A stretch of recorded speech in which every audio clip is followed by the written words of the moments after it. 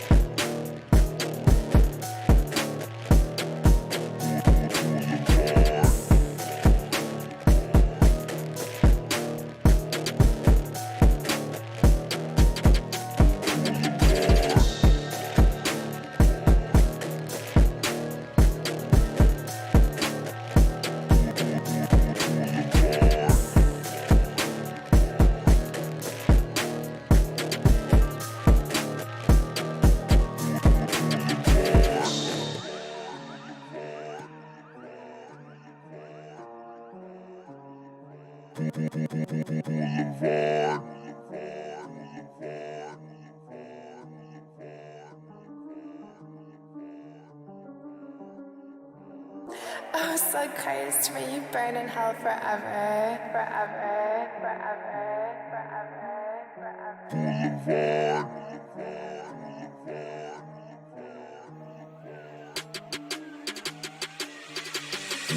Boulevard.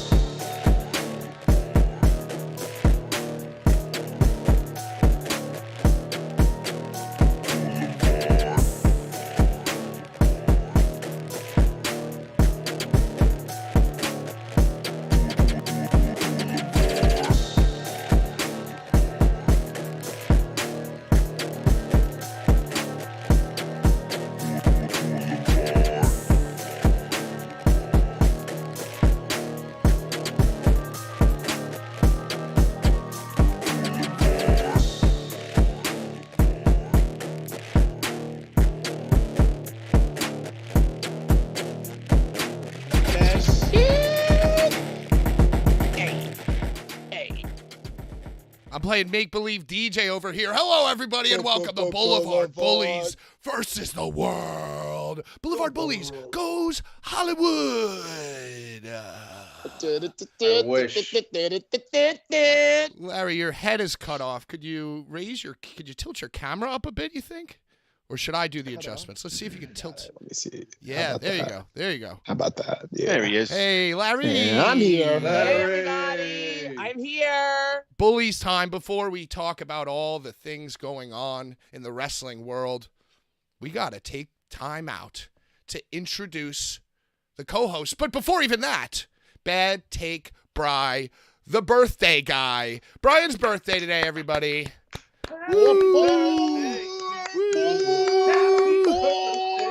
We're starting early tonight. Happy Birthday bloods. to you. Brian, Hey, as Happy your birthday, baby. happy birthday, happy birthday, happy birthday. Watch out, he's got a knife.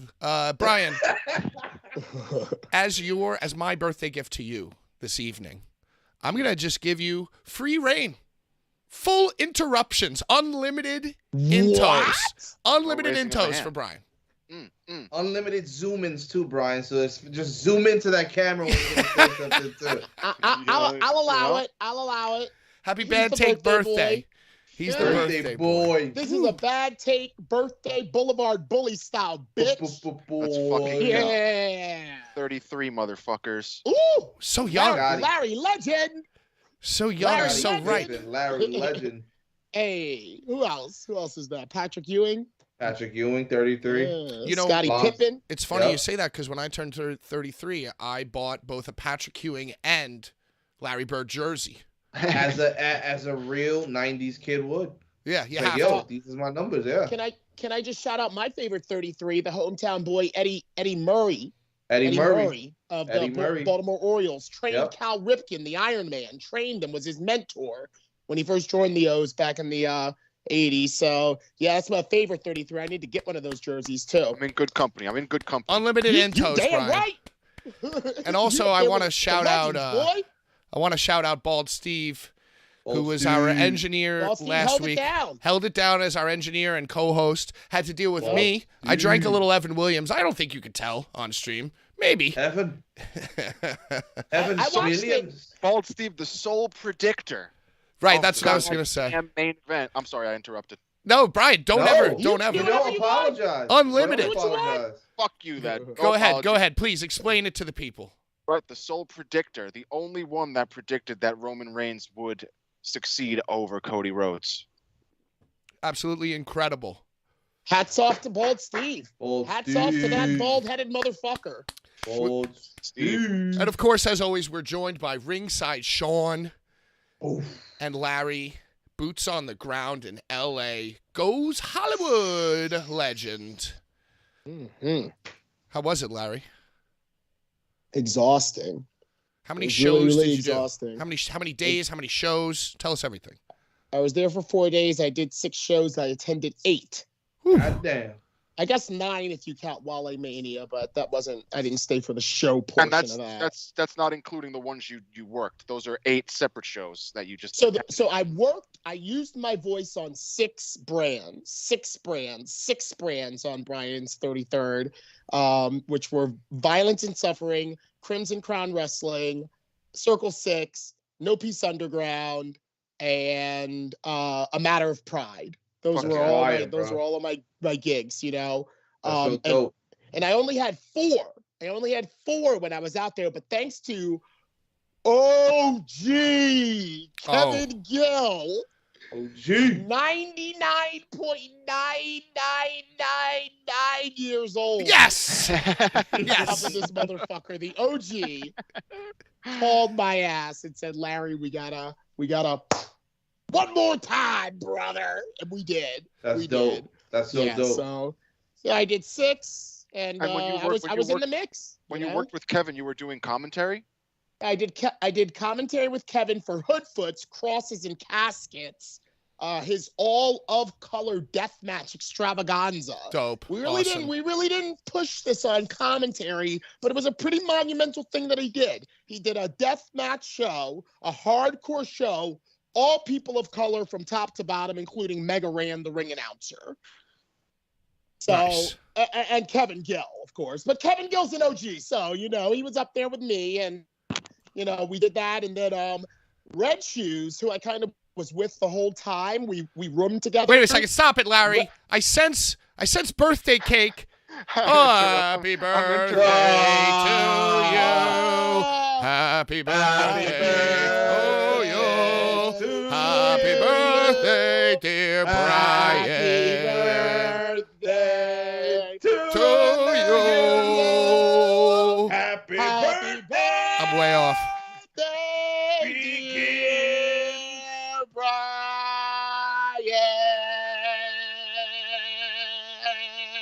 Hit him high, baby. Happy birthday. Yeah. Happy birthday to you.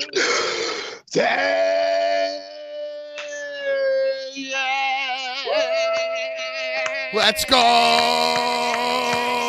Let's go. There's a cake. There's a cake. Did you blow? I missed the blow. Yeah, we want to see you blow. Blow it, Brian. Oh, you blew. Hell yeah. Little boy Wow. blew. Wow. Good job, Happy Brian. birthday. Good Confetti. boy. More confetti. I'm so Good happy 30 you guys are good here to put it in my 33. face. Those are Yeah. angel numbers, Brian. I wish I could Angel. throw it in your Ah, damn face. Jesus There you Christ. go. There you go. God That damn it. boy is a birthday boy. Couldn't have He's said it. living 33, Yes. doing big things. That's legendary if you ask Larry. That is legendary. You made it. You made made it to one of the highest degrees of masonry, my friend. Long straight, Woo! strange. 33rd level. You're up there. Yeah. Brian, will you be eating the cake throughout the broadcast? I want some. So I don't want to make my lips smack into my microphone and make me. It's your birthday, bitch. It's your birthday. Unlimited Yeah. intos, unlimited lip smacking. Mukbang Do ice cream you. cake, dude. Go ahead, do your thing, bro. I Happy want to birthday. continue to hear goddamn Larry's boots on the ground here. Let's go. All right, Larry, start us from the very beginning. What time did you fly out, and did Danny Demanto pay for the flight? Well, Danny DeMonto had nothing to do besides a heartfelt text. He did send me a message. He wished You know, me on happy the birthday. iPhone, you can preview that. Yeah, I saw that. Yeah, shout out to Danny for wishing Gens a happy birthday. Beautiful. Did you ever get your card? No, apparently the cards have arrived and they're all shipping out next week. Very Beautiful. good. What about your limited edition Matt Tremont pillow No. buddy? I haven't heard word about that yet, but I don't think anybody's gotten them because they were a pre-order. But How long ago? How long ago did you pre-order, Bri? the Tremont pillow, Mm-hmm. Probably either January or December. Okay. It's been a Well, minute. neither here nor Okay. there. Right. It's a slow come. Orlando, not to be confused with Mike Orlando, but Orlando and Bree Combination Wrestling and Shadow Wrestling Alliance all got together and they sprung for my forwards and backwards. Only catch was I had to fly out of Philly. You guys Not all bad. know I'm from Baltimore. Be more boy. So yeah, I was B-more banging on that Amtrak Express. Got to Philly and got on whatever the Philly, I don't know, SEPTA or MARTA, whatever the fuck it's called. No Yeah. PTA. Yeah, whatever. Yeah, I was on Plane, that. trains, automobiles. Yeah, pretty much. That was my life. PTA. Hey, Okay, shout out so to the it's- Green Machine, Mike Orlando, for taking care of the flight. Like Orlando, yeah, took care of Larry. And when I got to the airport, it was a lot of fun because I met up with one Jimothy Lloyd, Nice. Jordan Oliver, Different boy. and Adam Galt, Very nice. So Um, did you see? and Chad Minis, and Logan. Okay. So Use you were a able to squad see there. Jimmy Lloyd's. I'm sorry, go and ahead. based on Sutton, Terrence, best friend Terrence. Okay. Okay. There was a whole contingent of us all on the same flight. All Philly boys. That's awesome. Yeah. So we flew out there. What were you gonna say, Pat? I was going to say you were able to see in person Jimmy Lloyd's most famous clip from this weekend, which is him walking through the airport. I marveled that Jimmy was able to do the whole weekend with one fanny pack. You know, that's all he had. He's a He had different fucking boy. He's a different boy. All he needed was a fanny pack. He's got it all. toiletries, change underwear, socks. frugal. He's a Keeps his frugal gear boy. in that fanny pack. Yeah, Smart, he just smart. wears his gear under his regular clothes. Come on, let's be honest. Somebody now. said, Party bag. I forget who commented that he's already working on the promoter walk. And that dude, that yes. tickled me to no end. Yes. Yeah. So. Yeah, already stretching into his Brett Lauderdale, Danny DeMonto legs is Jimmy Lloyd, you know. So Hell yeah. yeah, so I got in Tuesday, had some trouble with my rental. If you guys don't know, no matter whenever I go to another city, Chicago, Florida, you know, Orlando, I want to take care of myself. I don't want to have to rely on Uber. I don't want to have to wait at the airport. So I always get my rental myself. But I ran into some problems. And I ended up having to Uber to a friend of mine's house, stayed the night, and then went and got another rental. Had to make a whole new reservation and got a rental the next day. And the first night was VXS. Wow. VXS was the first night. So I did that. It was a blast. That's good. It was kind of a joint effort between VXS, Bree Combination Wrestling, and Shadow Wrestling Alliance. What did Bree Combination do out there? So their reigning and defending champion, Mr. Darius Carter, defended the championship against a fellow from Belgium. Huh. Belgium fellow. The true sweet boy, MBM. You're fucking with a true sweet boy. Exactly what ran through my head when I approached him in the back, and I was like, how do we call you? But VXS is what VXS is. It's a smorgasbord of quality wrestling. Terrible injury. To conclude VXS, Laredo Kid went for a moonsault on Jordan Oliver, who was on the floor, and I was standing right there. I didn't have my camera ready, but he hit pretty hard and just went straight down with a knee. Jesus. And I'm not sure if he performed for the rest of the weekend. Sheesh. Wait, so who Laredo got Kid. the guy that did the moonsault came down on his knee hard? You're saying? Yeah, he came down so that pretty much his pelvis and abdomen hit Jordan on the shoulder. So it was a perfectly executed moonsault. But you know, when you land, there's a real quick ricochet where you both come down.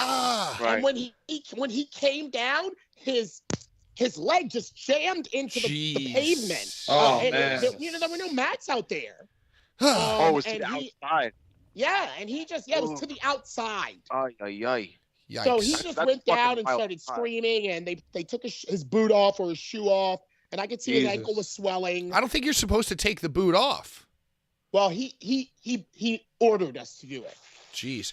Speaking of horrible, gnarly injuries, did you see Dante Martin since last week on Friday? Dude, it was like leg injuries all weekend, huh? Dante Martin's foot was turned completely the wrong way around. It was terrible. Man.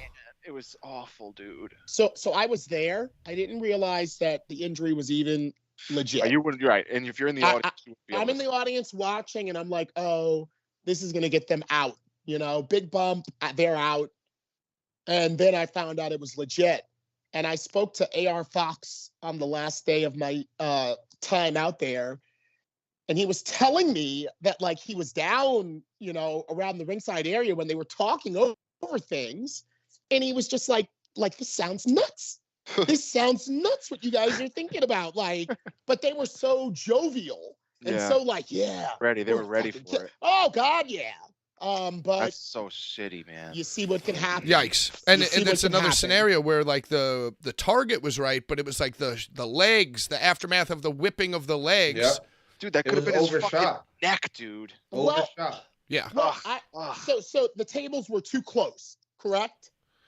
I mean, I just think I don't even think that they were too close. They weren't too close. We're not talking Anna J. Willow. The landing was fine. He did the landing fine. It was like the after. It's just the legs. It's just the momentum, the physics of it. No matter where you land on the table, the physics of it from that height with the legs. Because you know when you do it flat on a thing or from the top rope or middle rope, whatever, you know, your legs can like brace and your legs have a roll. But in that scenario, the legs are just.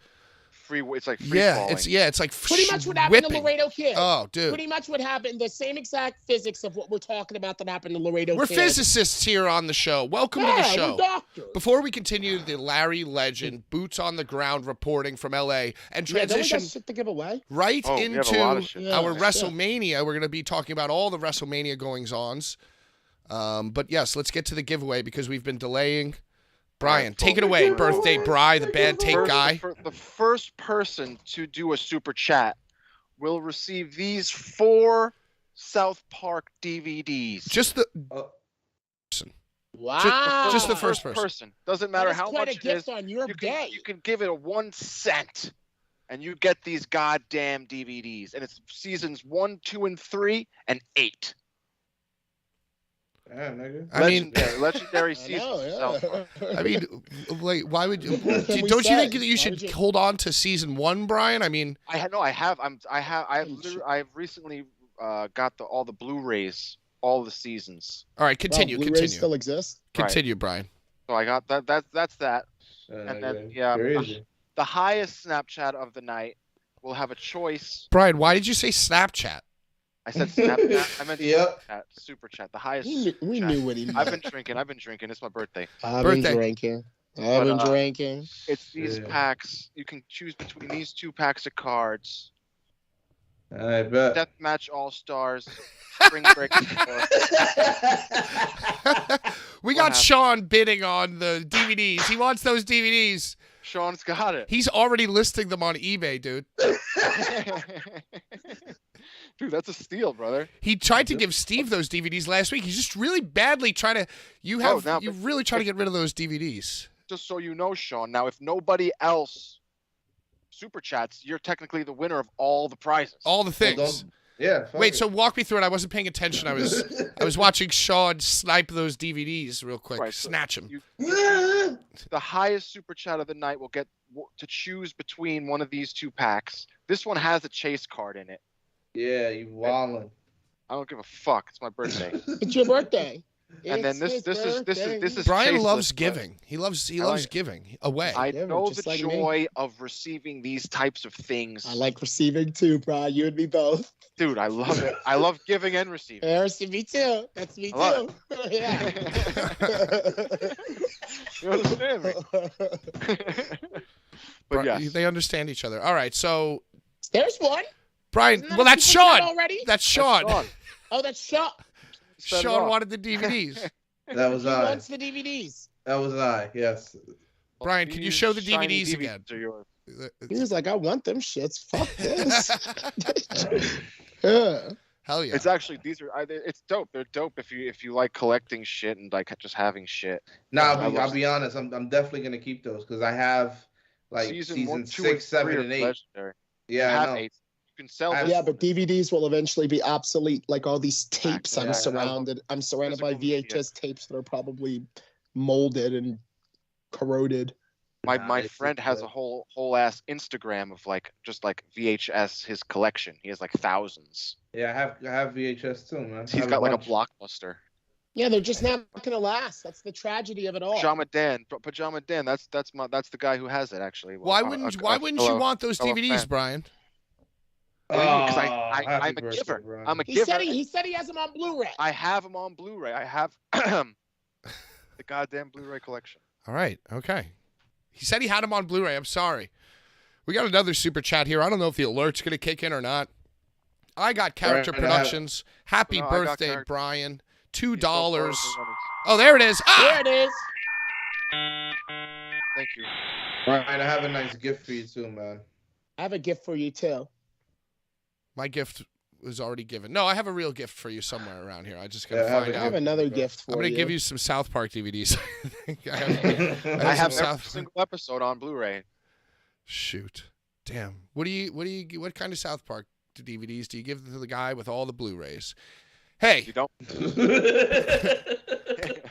before we get back to Larry's boots on the ground reporting, Sean, Yo, you were sorely missed last week in the Oh studio. God. You yeah, I have a missed you guys too. serious tooth condition. We need an Yeah. update. So I found this awesome. If you're in New York and you need a dentist, please message me and I'll send you in the right direction. This guy was phenomenal. I've been going to like real idiots and like, unfortunately, the New York City healthcare system doesn't really like care about what's actually happening to the people, just what insurance they have that they can drain. Right. So you're not really getting the help that you need. So I wound up getting work done, and then I was given an appointment that was like almost a month out.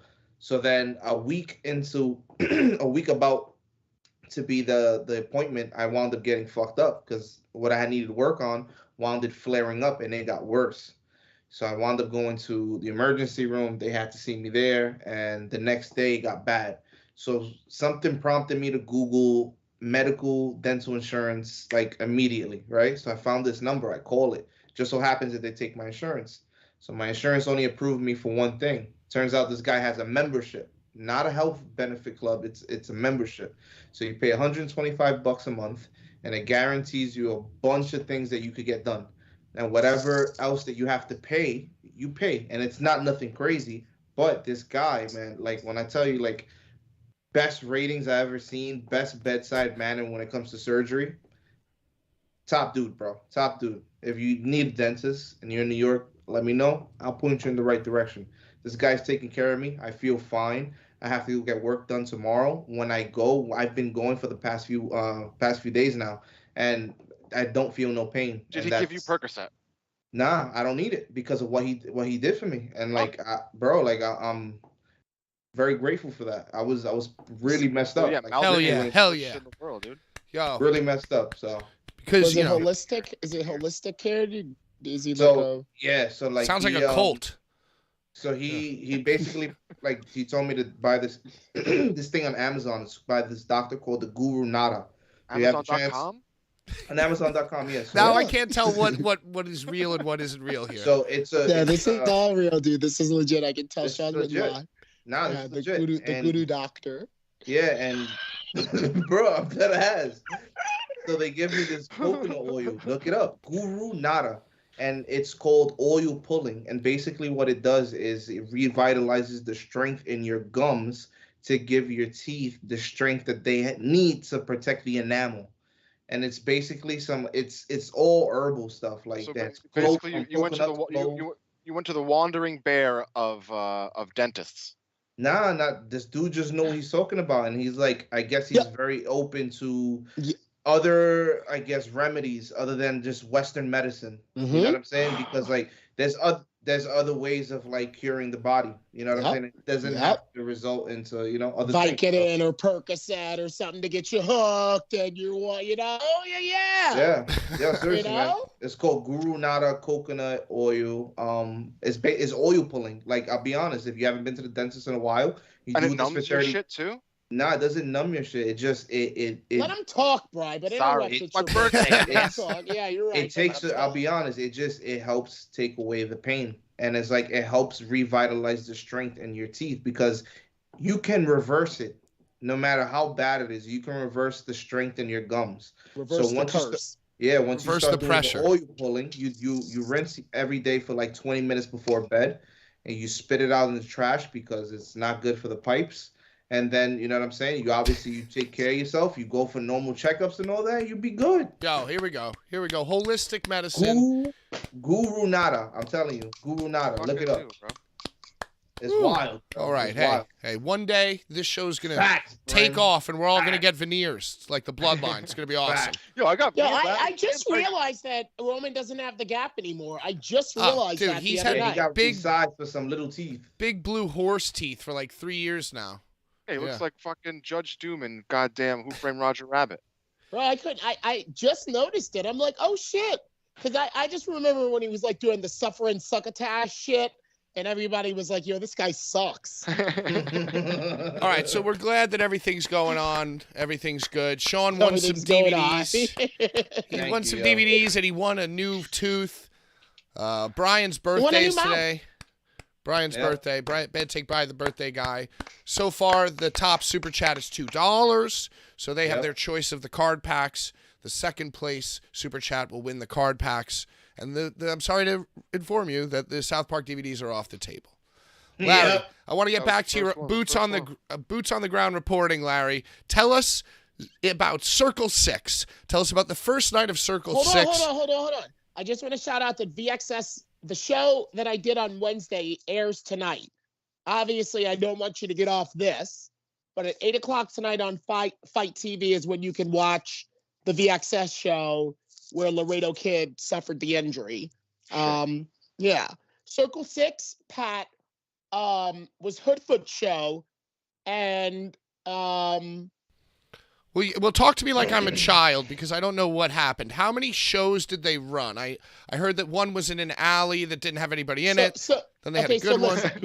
Listen. There was a homeless clown and just a bunch of people standing around smoking weed or something. Listen, Linda.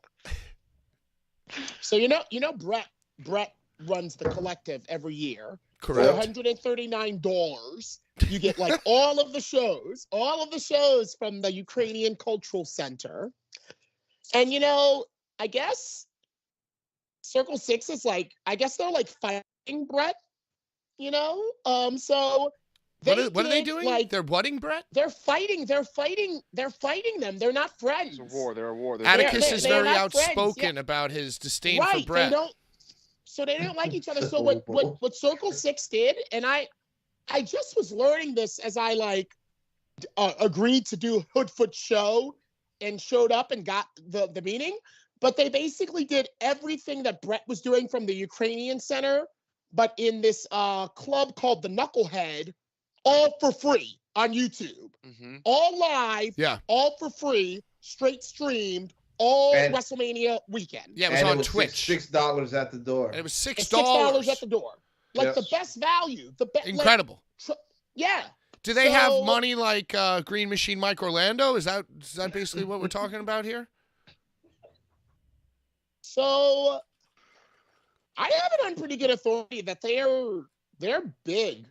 They're a lot bigger than people might realize. They do great on Twitch and stuff, I guess. They're making online monies and things? I don't know their business, Pat, but I believe there's a bigger thing that runs them. They are a drug trafficking organization. Now, that's not them, but adjacent. Uh-huh. Interesting. Wow, interesting. I was just joking. Just want to say that I was just joking. No. Who knows? Circle Six may be Black Craft Wrestling in disguise. I fuck. You know what I mean? You never know. Has a Vince McMahon mustache on it. It's not me. Right, yeah. That's the standard. Not me. What are you talking about? That's like when Bobby Valentine got kicked out of the Mets game and came back with a fake mustache to try to continue to manage the team. It's literally exactly what happened this weekend. Oh, anyway, so tell us about this hobo stripper clown and these shows with nobody in them, but they're somehow making the most money. And people are just leaving with suitcases and brown paper bags, and nobody knows what's going on, apparently. Well, Pat, I will let you know that I had no idea what was going on. Yes, of course. And this is all just a joke. Larry had no idea about the joke that I was making. I just knew that Kevin Gill was like, show up. So I showed up. I didn't even know what I was showing up for. I just knew it was Hoodfoot Show. Right. And then once I started looking at all the matches, I was like, oh, I get it. And, this is part, once I was on commentary, Kevin kept plugging, this is all part of Circle Six's big, weekend, all weekend long, subscribe. So I guess they have their own service. Yeah, they're on Twitch. They have their own Twitch. Yeah, right. So, yeah. And I was an accoutrement to that. Yeah, they needed a black guy on commentary is what you're saying. Basically what you're saying. I didn't realize what type of show it was. And basically what you're saying. Like Kevin Gill called you. I think. Did Kevin Gill send a messenger pigeon to you, or was it a phone call or a letter? A mess. You said a messenger pigeon. He actually shot a flare in the air and smoke signal. It exploded into the letters KG. Yeah. So I knew he was calling. Amazing. Great. So what's I got there. I got it. I was like, oh, Kevin, you don't want to be the only white guy on this shit, so yeah, I'll do it, and Circle Six took care of it. Yeah, I'm in the rotation, so to speak, now with Circle Six. They're following me on Twitter, so. Hell yeah. Very nice, bro. So you made it. You made it. Yeah. What's the deal with? Thanks to OG Kevin Gill. OG CEG. KG. OG KG. That's right. Love him. Shout out Kevin Gill, got me in there. Has been alive longer than just pretty much everybody. I mean, you don't just come out of your mama's womb and OG. No. Facts. He was actually, his face was exactly the same when he was born. I actually imagine a smaller Kevin Gill just being a smaller version of the man we know today. Yeah, it's just a baby with that face. It's like, what up, though?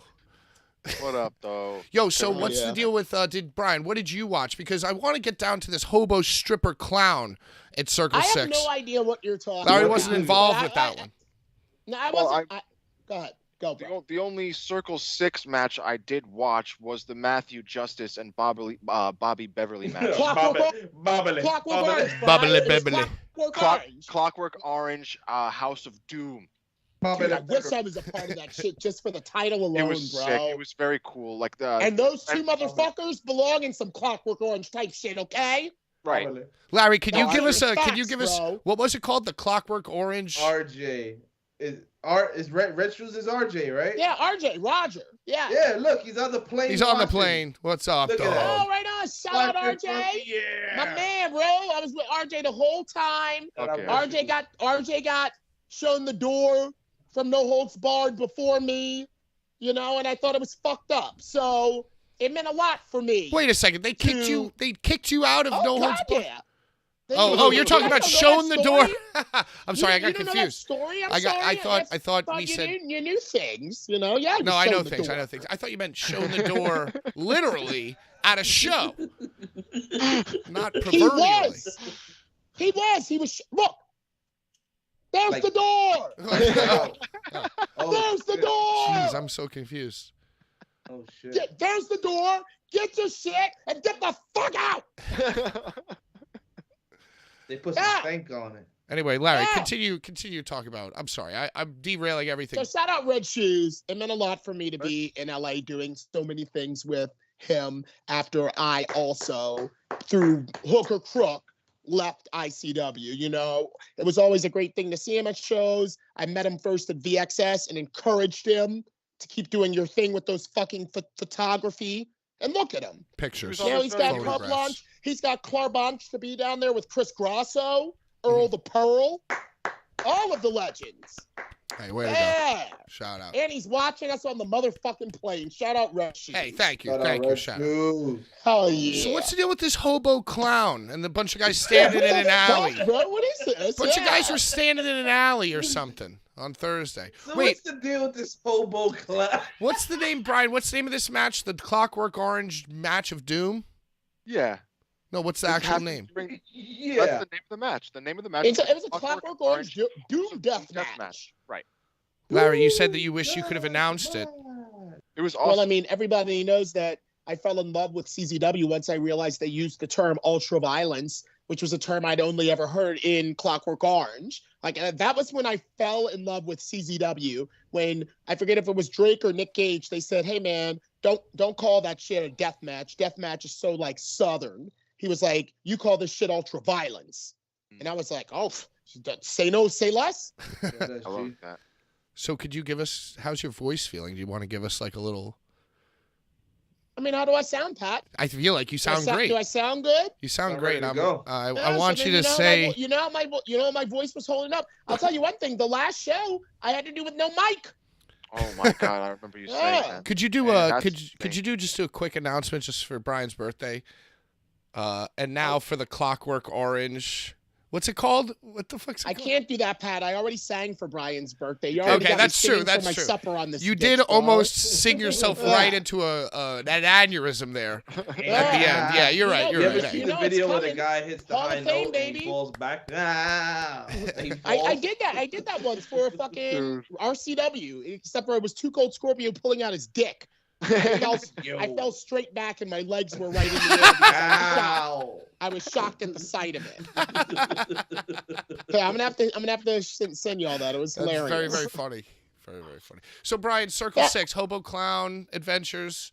Yeah, what is this hobo clown? What show is I'm this? trying to get to the bottom of this. I'm seeing it in the chat. I'm seeing chatter. My sources are telling me that there were a bunch of guys standing around in an alley smoking weed and nobody was at the show, and then a bunch of guys wrestled. To their defense, there was a lot of people that weren't there because of the weather. There was increment weather. There was a big storm, and there was a delay, and then they started. Which is the only reason I made 2 of these shows is because of the delay. I want to let you know.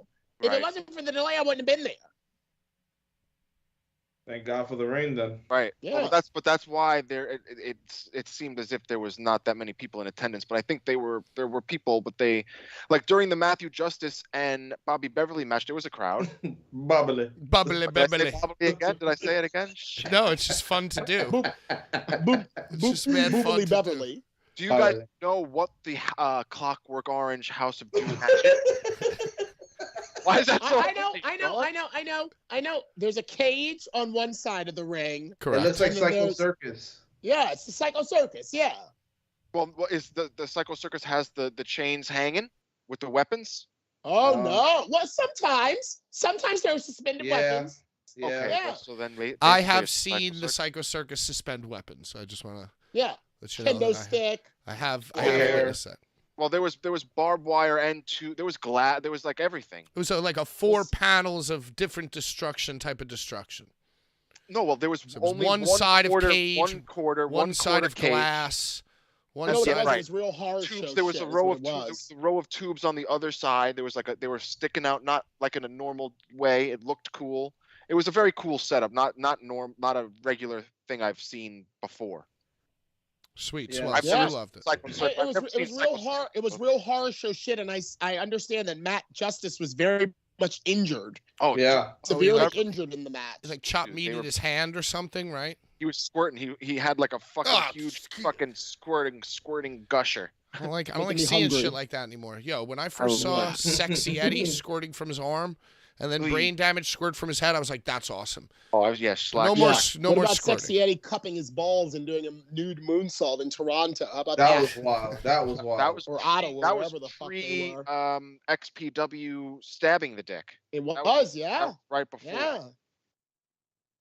Larry, I think it was Sexy Eddie, then the DDT spot. Remember the guys doing the Then fucking the butts. yeah, the butt, Oh, the butt boy. spot, then Butt- the syringe to the dick. So we're getting there. We're getting there, Oh fellas. boy. oh boy.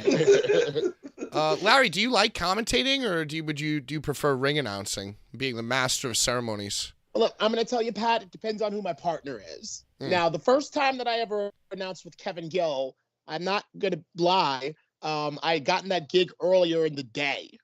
And I really was not on my A game because it was just like, I didn't know what the fuck. It was Blackcraft Wrestling, Wrestlemania weekend 2019. The first time we ever saw two competitors in the chains. Who does anyone know who it was? It was two who fought in the first chains match in the Newark. Oh, it was Tessa Blanchard and Nicolas Gage. No, that was No Holds Barred. That was Oh. No Holds Barred. Oh, But you're there was talking about the another- Blackcraft. That was the first Oh. time anybody had ever fought in the chains. That is true. They were Opening the match. first chains. Oh, wasn't it G-Raver?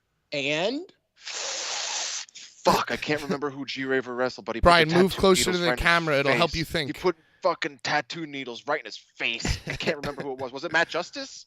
it was Schlack. Schlack. Wow. Oh, well, there you go. Damn. There you have it. Damn, dude. That Yeah. event was so good. Yeah, but Pat, it depends on who my partner is. My longest tenured partner has actually been MLJ. I've done commentary with MLJ more than any other person, and then comes David Adams, and then comes Kevin Gill. But I enjoy it. I enjoy mostly announcing and commentating, which MLJ gets to do all of the time for GCW. So you're gonna run back, hop on that table. I like that. I like Ooh. that because It's a lot of work, a lot of the stress. Time, a lot of the time, the same zeal that I carry over to whatever that last announcement was that I did, I bring it right to the commentary booth. And why the fuck not? Yep. Yeah, you're like Yeah. a Like, man special. needs It's to like do a it. special when you're on commentary. It's like a special attraction. Yeah. Like a Paul. You're like the Paul Heyman Yeah. kind of deal. I even said to Kevin Gill, I was like, I don't often get to do this because it's a coveted position. Everybody thinks that they can commentate because they're a fan, Right. you know? And I said, Right. you know, so it's like I let the kids play and I do the big boy job. Oh, that shit's fucking ridiculously Yeah. hard, man. It's like an underappreciated art. Like I'd sound like a complete fucking babbling fool if I tried to commentate a live. What do you think? match. What do you think of Aaron Kaplan's commentary for New Fear City? I like it when he says "Holy moly cannoli." I like that too.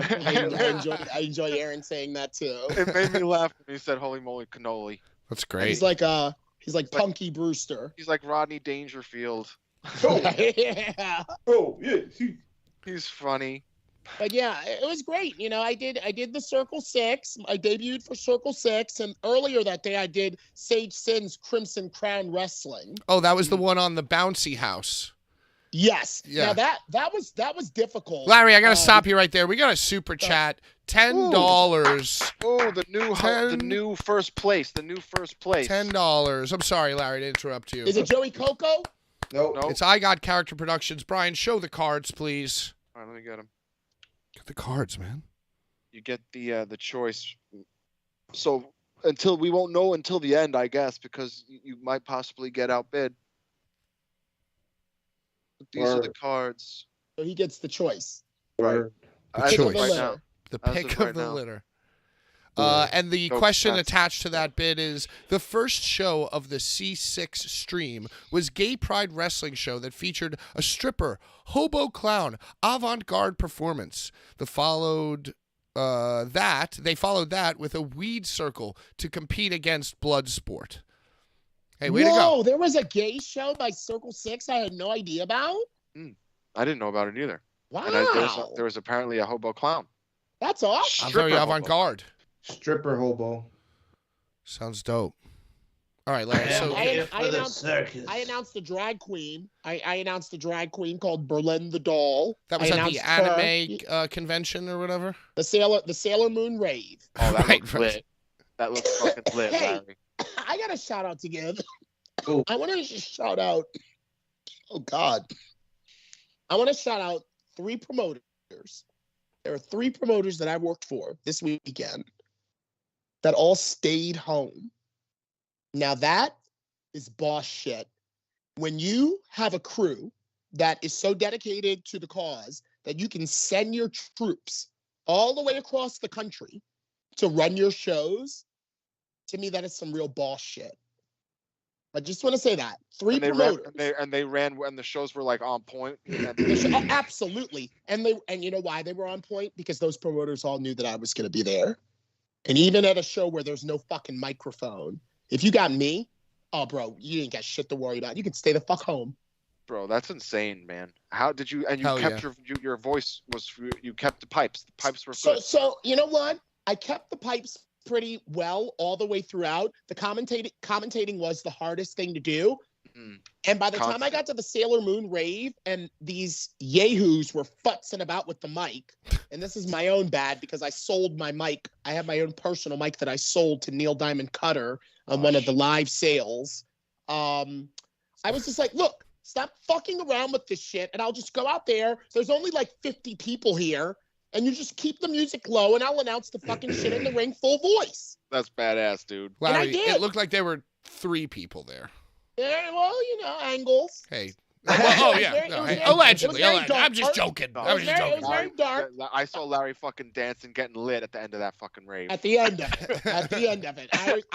I was in the middle of the Come out at circle night, in the Larry. ring. I was in the middle of the circle in the ring to encourage the other people to fucking, you know, vogue and thrust their hips about and, you know, twerk and shit. Thrust their hips about. Hell It was some very demonic, witchy shit. You know, we were all costumed and we were all shaking about. I love that shit. Gyrating here and there.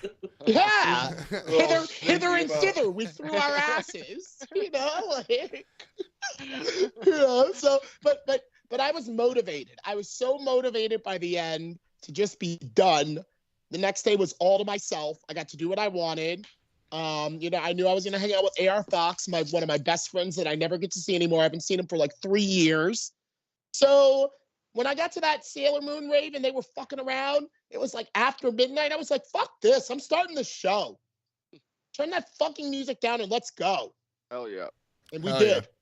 Yeah. Way to go. What about the, what's the deal with the Discovery Zone ring at Crimson Crap Wrestling? So technically, that is called a pony ring. It's called a pony ring. Okay. Okay, and Well, it's a that's ring that, but like- pony is just the short ring, like the not as tall ring. But I'm talking about like the, it was just like it was like a pad. It was like a crowd. It was just a ring of. It wasn't a ring. Are you Was sure? there ropes? Was there ropes? I mean, there were ropes, but was there wood? Yeah, there was a full. It wasn't like on the ground. All right, okay. Yeah. Listen, I'm just joking It was around. elevated. It was elevated. It was a pony ring. It was like a ring where if you were standing on the ground, If you were a could easily pony, jump up. You could easily jump up to the apron and be like, "I'm Brock Lesnar," like if you wanted to. Like it's a very low ring, but it's a ring. Right.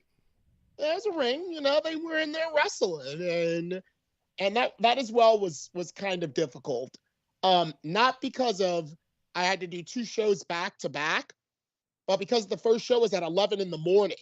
Now, mind you, I had just done VXS the first night, which was like the first night. Joe Gacy is there. All the NXT people are there. B-Boy, Human Tornado. I'm talking. Riley. I'm selling shit. And then I get like 4 hours of sleep and I'm on the road in that traffic, in that LA Thursday morning traffic. I'm on my way to Florence for the fucking Crimson Crown. And that was my debut. How far away was that? It's about 30 minutes, but every place in LA takes an hour, especially WrestleMania weekend. WrestleMania weekend. So it wasn't difficult as in like, oh, I can hardly say my words anymore, or oh, I'm running out of breath. I smoked too many. It wasn't difficult. That it was just exhausting. Yeah. You know? To and from. Yeah. Me and Neil and Red Shoes going to the dispensary at like 10 in the morning as soon as they opened up. Getting back, getting dressed, meeting everyone, getting everyone shit. You know, it's my first time there. Oh, come on, Larry Legend, boy. You all ready? Sounds like you had a great time. I made some money. Made a little money. I made some money.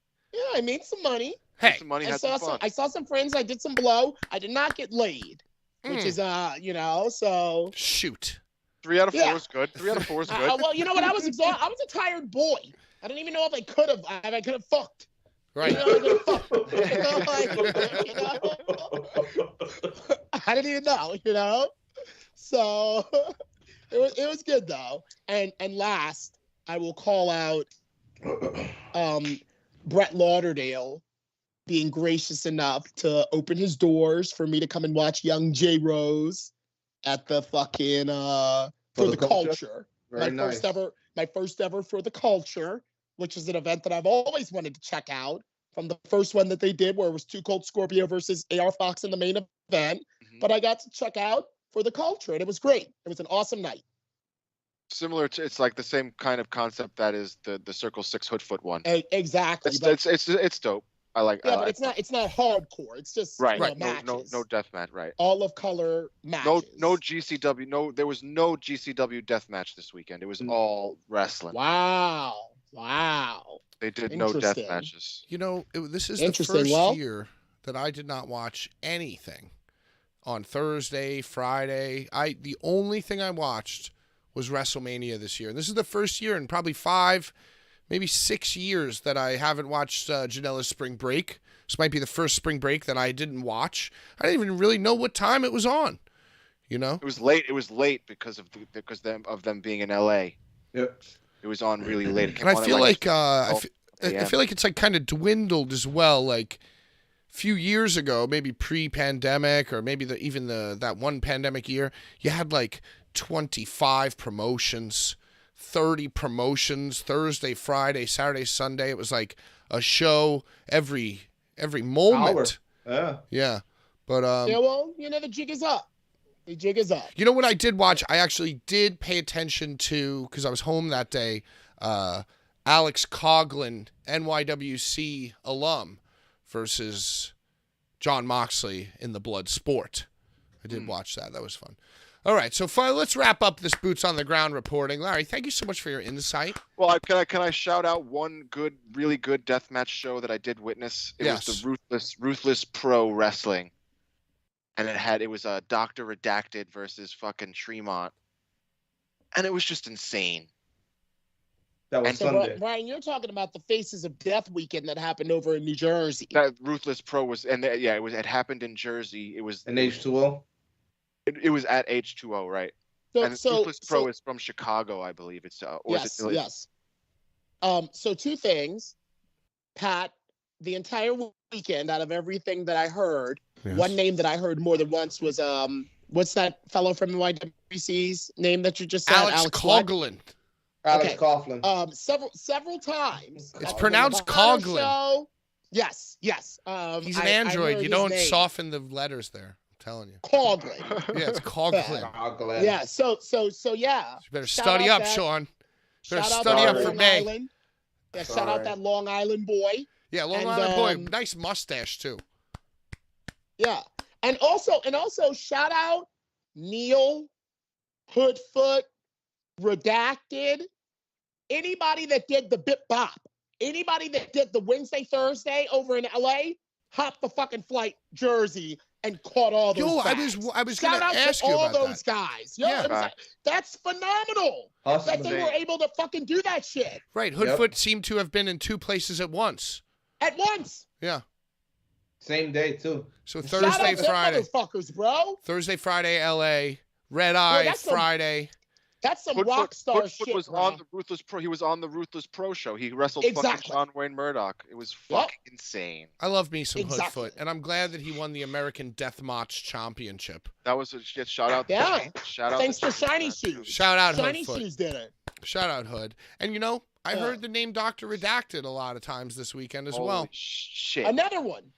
Can I tell you that this man just like the match didn't even start yet, and he dives out of the ring, and his face just hits the floor, and he's just completely fucking bleeding everywhere, and then just going insane the whole match, dude. So I have some final. I love that fucking crazy fuck. Final questions for you regarding the independent wrestling / deathmatch wrestling weekend. We'll start with Sean to my northeast. Well, Larry. Sean, I want to ask you. Oh, okay. Yes. No, go ahead. No, tell me. Let Sean ask something, Pat. Sean, go ahead. Take over, please. Larry, next year, Mania weekend takes over Philadelphia. You just said how, things have dwindled down. Or did Pat say that?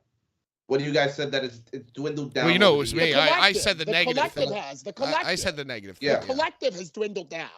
No, but it has. The whole conglomerate of shows, that Brett has gotten together year after year to be a part of that $139 package it's lost its luster. So do you think when Mania weekend touched down in Philadelphia, April 6th, 7th weekend, do you think it's going to be back at that caliber with so many promotions running up here in the Northeast? You got New York, Connecticut, Massachusetts, and of course, Philadelphia. Sean, absolutely. It's gonna be huge. Also, it's like WrestleMania 40.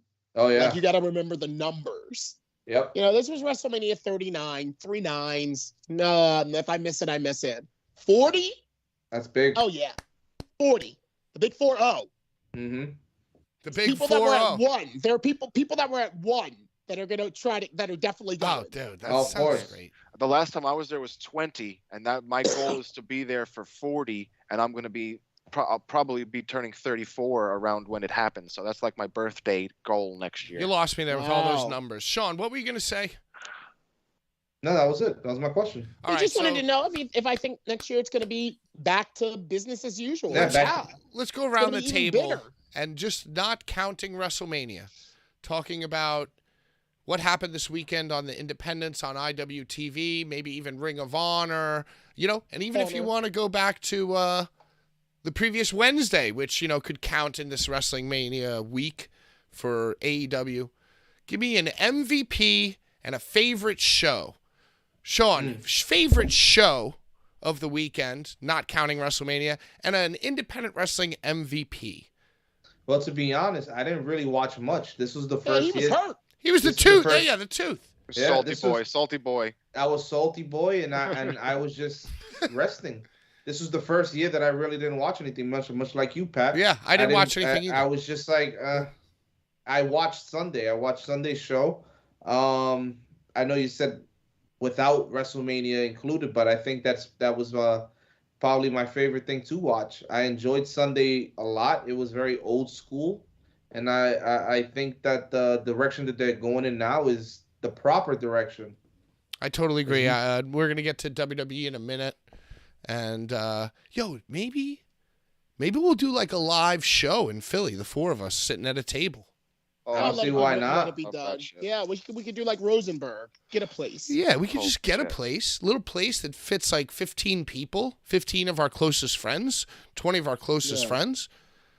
We'll make the show $5. Maybe we'll get some Green Machine money, sponsorships. Some of that Orlando money. Yeah, and we got to get you into the press conference of Wrestlemania next year, dude. That's my dream come true right there. Dude, that's the goal. That's the goal. We're gonna be like guy agents. All right. I want to hear that voice. I want to hear those poisonous tones. See, but you know what I would do, dude? If I was in there, I would just play the straight guy, dude. I would just be like, hey, what was one of your favorite moments? I would be like Danielle Sasseto or whatever the hell. I'd be like, just hearing the name be called and you being able to. Could you just give me one of your favorite moments and maybe one of the most challenging moments? Thank you so much, sir. Thank you so much.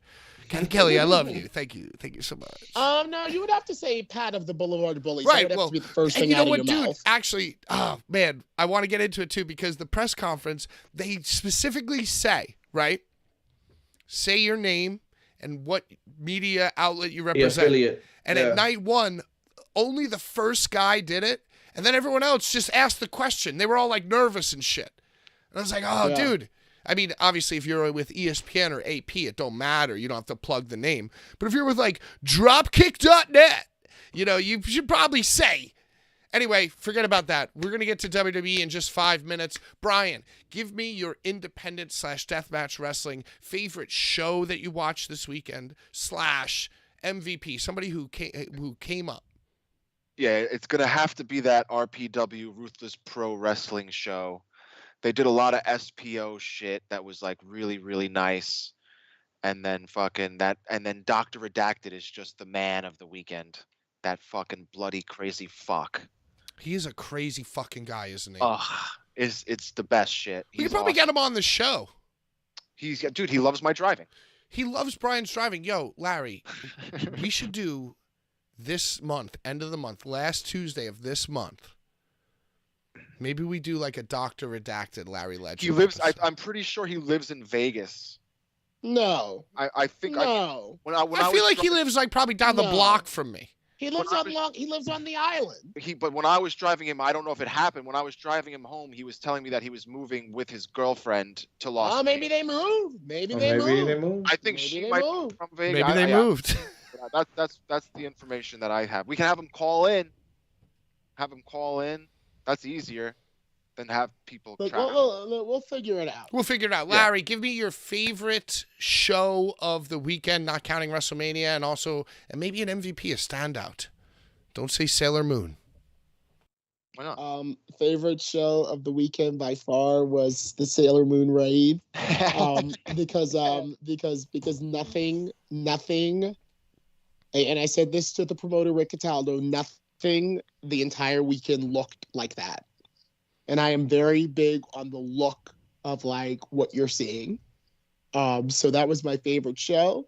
And my MVP, even though I didn't see this, I got to give it to Mephisto for coming back out and doing hardcore because she's up there. She's up there. She wrestled Kirk? She wrestled Casey the first night and broke her nose. Yeah, she kneed her in the shot. Yeah, and then the second night she did a age-old rivalry and fought Mickey Knuckles. Yeah, classic. And I'm gonna tell you that goes all the way back to like my first year in CZW. That match, Mickey Knuckles versus Lufisto, and back when they were younger, it was like legendary. It was like legendary seeing these two women, these short little fucking. Tell me about the year. What year? What year are you talking? Because I don't even. 2008. I don't even remember. Wow. 2008. Larry, I'm talking 2008. Is it possible that I've been at 2300 in 2008 drunk off my ass watching that exact match that you're talking about? Probably not, because I don't think this was on like a main big show. This was just a show. Okay, all right. Maybe, but that might be I might be a year late as well. But I don't know Mickey Knuckles from anywhere. I'm not a smart guy. Mickey is God, I'm sorry. Mickey's like one of the first names in my little black book.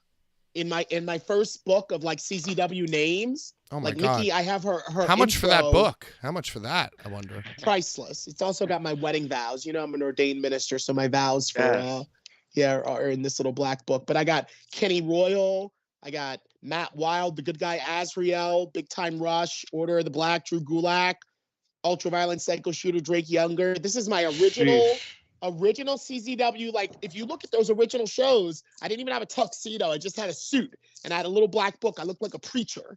These are all the intros of all the original guys I announced. That's legendary shit.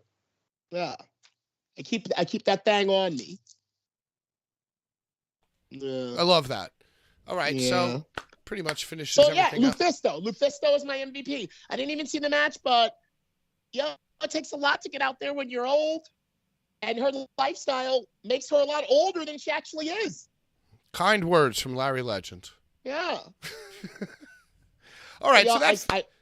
Go ahead, go. That pretty much wraps up, unless anybody else has any further comments, pretty much wraps up the Boots on the Ground reporting. Blvd Bullies, go Hollywood. Larry Legend repping us. You know, Larry... What did I wear? I didn't wear any of us. I'm yeah, sorry. I was going to say, we got to get you like the full clothing line. By the way, to I have anybody... Ensemble. The full ensemble. To anybody watching, if you go to boulevardbullies.bigcartel.com, there are over 30 merchandise items, different designs, different colors, high quality printing, high quality merchandise. Fuck, you could get yourself a pillow. And it's free shipping. We extended Get it. yourself a pillow. We extended it till April 7th. So as long as you get it in before April 7th, free shipping on everything. Use code Mania. Because I don't want it to be confusing. I'm not going to make like a different code. It's just Mania until the 7th. Hottest selling t-shirt, Blood from a Stone. Blvd Bullies, Blood from a Stone tee. Yeah, the Austin 316 all over print. Word. Bloody thingamabobber. Happy birthday, Brian. Thank you. Happy birthday, Brian. Happy birthday. I got ready to interrupt, but I'm actually being pretty good with my interrupting today. Hottest selling t-shirt, Blood from Sorry. That's all right. Larry, I'm working on an impression of you. I'm not going to try it, but I think that we might be getting... Yo, look at that. That looks pretty dope, dude. That looks pretty Hell good. Yeah. I'm kind of liking that. Hold on. Hold That was the it match there. that made him. And That the was back the has match that made him. Back Yeah. has the drippy logo. Yep. Yo, I want that shirt so bad, dude. Yeah. Little Yeah, I drip, want drip. it too. Drip, drip, drip. Yo, so you guys want to talk about WrestleMania nights 1 and night 2? Hell yeah, we do. Before that, let's just remind everybody that the highest super chat right now is, what was it? Like $10.99. $10 gets their choice of these cards. The second highest is $2, which would get the whatever's left over. And Ringside Sean, our very own Ringside Sean, bid $1.99. Thank you for your contribution to get those South Park DVDs. Very rare. Very rare. Very, very rare. So, yeah, so DVD. we're having a great time. Does anybody have the full night 1 card? You want to go match by match? Or you just want to, like, free ball? Well, I actually have our prediction results. Did I feel like I was so drunk last show. Did I promise to eat a raw bronzino if I lose the predictions? Raw Bronzino? Yeah, he's eat a raw fish. You know, it's really funny because the only reason I know what a bronzino is because I saw a character buy it in Sopranos. And this weekend, Sami Zayn said that what they've been doing the last 6 months was basically like the Sopranos. And I said to myself, wow, it all makes sense now. And between Saturday and Sunday, guess what, y'all? No more Joey Janela spring break for me. No more AEW Dynamite for me. I am no longer filling my wrestling diet with McDonald's or Burger King. You want filet mignon? I am eating only want steak. the filet mignon. Roman Reigns said it himself.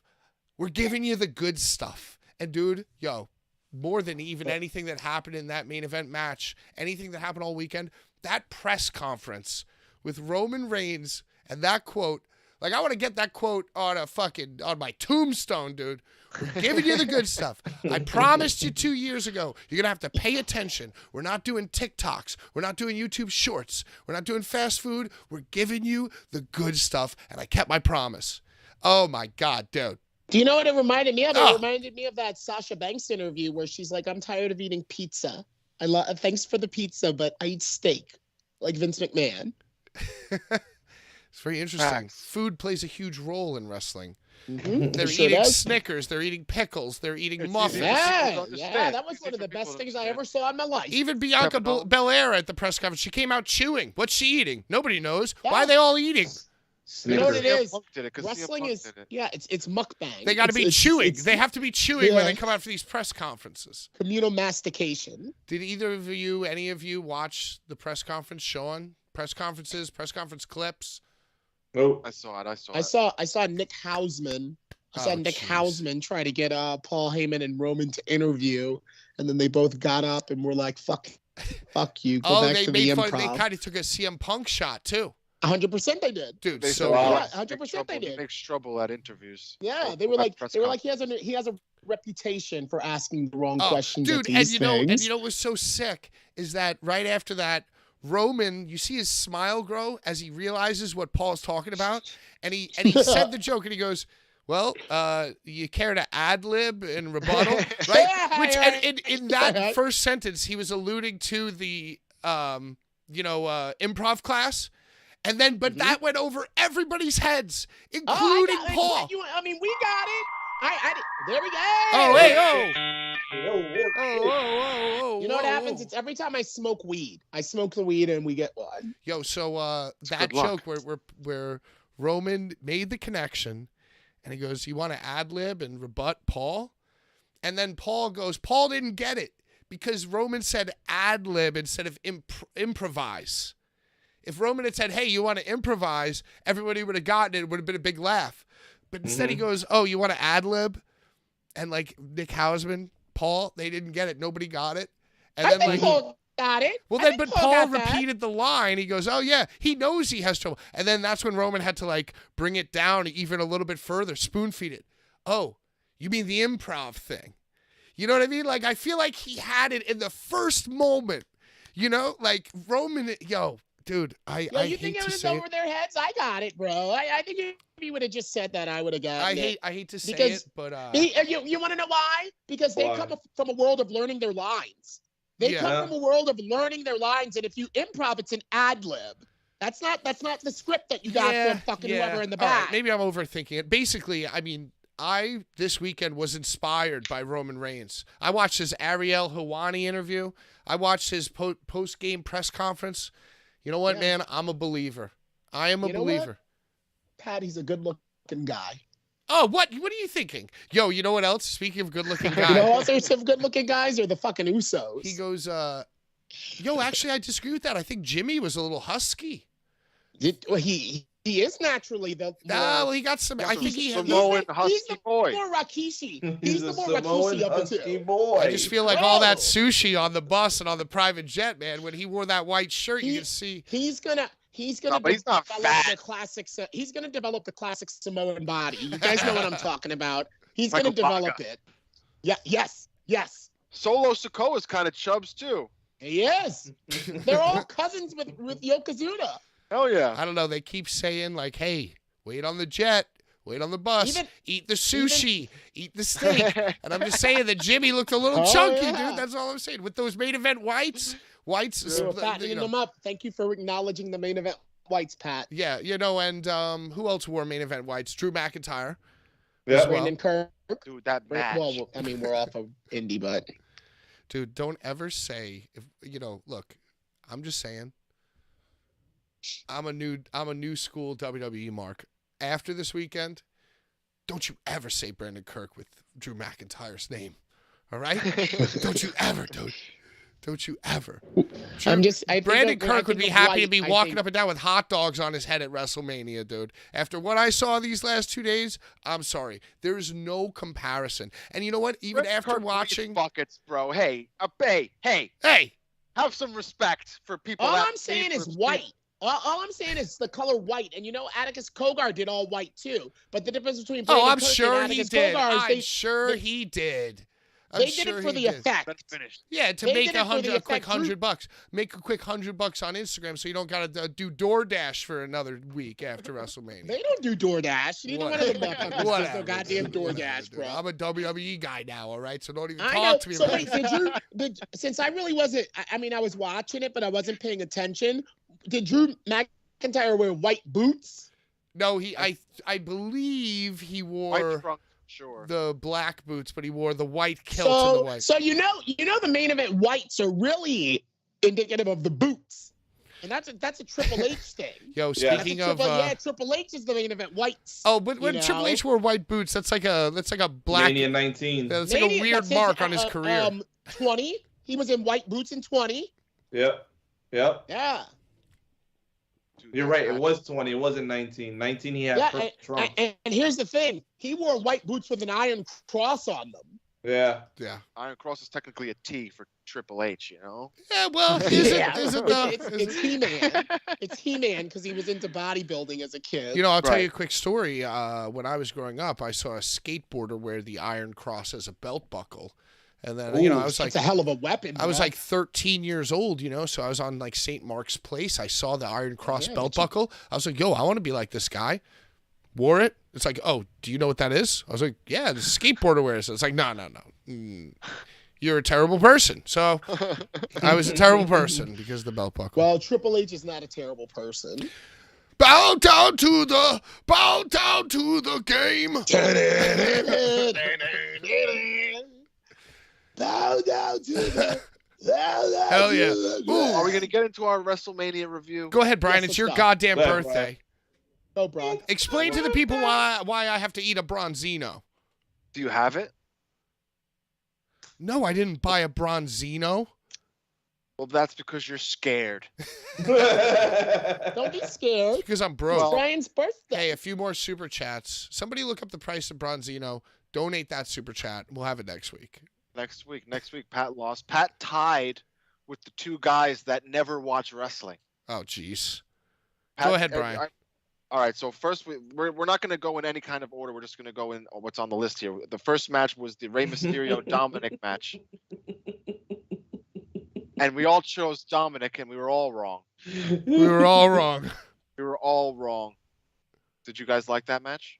Yeah. We're not doing reviews, Brian. Just get through the Bronzino thing, and then we'll bring it down.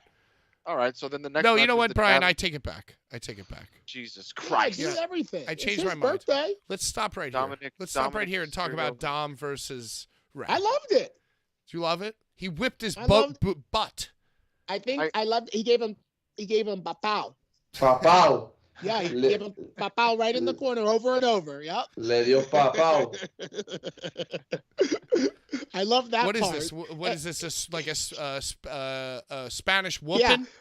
That's what you give the little kids. Your little kid, you get Si vas a papao. joder, te voy a dar. ¿Te quieres papao? And the kid runs away like, no, papao. So you guys loved it. What about being since they were both Spanish, I was in the room watching it with someone Spanish, and I said that, and they were like, you gave him a bow, because it's his dad. That's his dad whipping his son, like. Everybody that'll loves teach you some it. respect, What about being sponsored Yeah. by Cinnamon Toast Emoji Crunch? Oh my God. I can't stand it. I was watching the main event with AR Fox on his phone, and they had the Intuit TurboTax or something. Oh yeah, that was the so- main so- event of both nights, dude. I'm gonna go with them. I think fuck for is my this, taxes. bro? Yeah. It's so crazy how much more money is in it. Yeah. Well, and the Intuit TurboTax wasn't even as egregious as the Cinnamon Emoji Crunch or whatever, because it's like father versus son, 6 months in the making. WWE Hall of Famer refuses to beat his child. He told his mom that she was stupid and to shut up. He went to prison. It's like the biggest, most emotional storyline, and Ray comes out, and there's just like a guy in a costume dancing, dressed like a fucking piece of cereal. Yeah, Dude. yeah. And then all along the guardrails, they had the LED lights say Cinnamon Toast Crunch. On the posts, on the ring aprons. It took me out of it, dude. I couldn't stop thinking about Cinnamon Toast Crunch. That's the point. You want gonna laugh. I recently bought Jibby Cinnamon Toast Crunch, and on the box, instead of it being in a cereal bowl, they were in a wrestling ring. Oh, Jesus Christ! How many times have you bought something just because Mario is on it? Yeah, Like, I don't give a fuck what it is. It's that's Mario. I'm Mario. I love it. You know, like. He didn't want the cereal, and I just like, wow, look, they're wrestling. Let's buy it. Yeah, let's get that. Jesus Christ! There's a guy literally dressed as a piece of cereal as Dom and Ray are gonna fight. Boy, what did you guys think about the Dominic? I thought it was definitely Dom's best match ever. What did you guys think about the Dominic Mysterio entrance, Sean? I thought Dom's was like the sickest. Ray's I wasn't too hyped for, but I thought Dom's was dope. Dope as hell. Larry? You're done. You're done, Sean. Yeah, we couldn't tell. We gotta get through all of this. We couldn't tell at first who it was. We were like, is that Dom or is that Ray? And then when we saw it was Dom, we were like, oh. Larry, were you in the building? You were in the building with AR Fox? I was in the hotel room with AR Fox watching off of Red Shoes' computer. Nice. Red Shoes was in, he was in the stadium. But Hey. I flew out that night. at 10:30. Shout out Baked.live. I want to jump ahead real quick. What do you guys think was worse? What do you guys think was worse? The Pope's Exorcist Edge versus Finn Balor? Oh my God. Or That the was cereal? wild. Sean, take it away. Tell us about the Pope's Exorcist. Bro, listen, man. If you want to talk about marketing and like putting things in the wrong places at the right time, I think that was it. Intentional. It was 100% wild. intentional. It was wild. Yeah. Like I have no words for it. Like, Well, it shaped the narrative of the match as well. Yeah, and it's like, wow, yeah. I guess we're really going to hell. Like, Do you know it's a hell what of they a were cell doing? match. You know what they were doing? They were showing AEW how you do the Domino's ad right.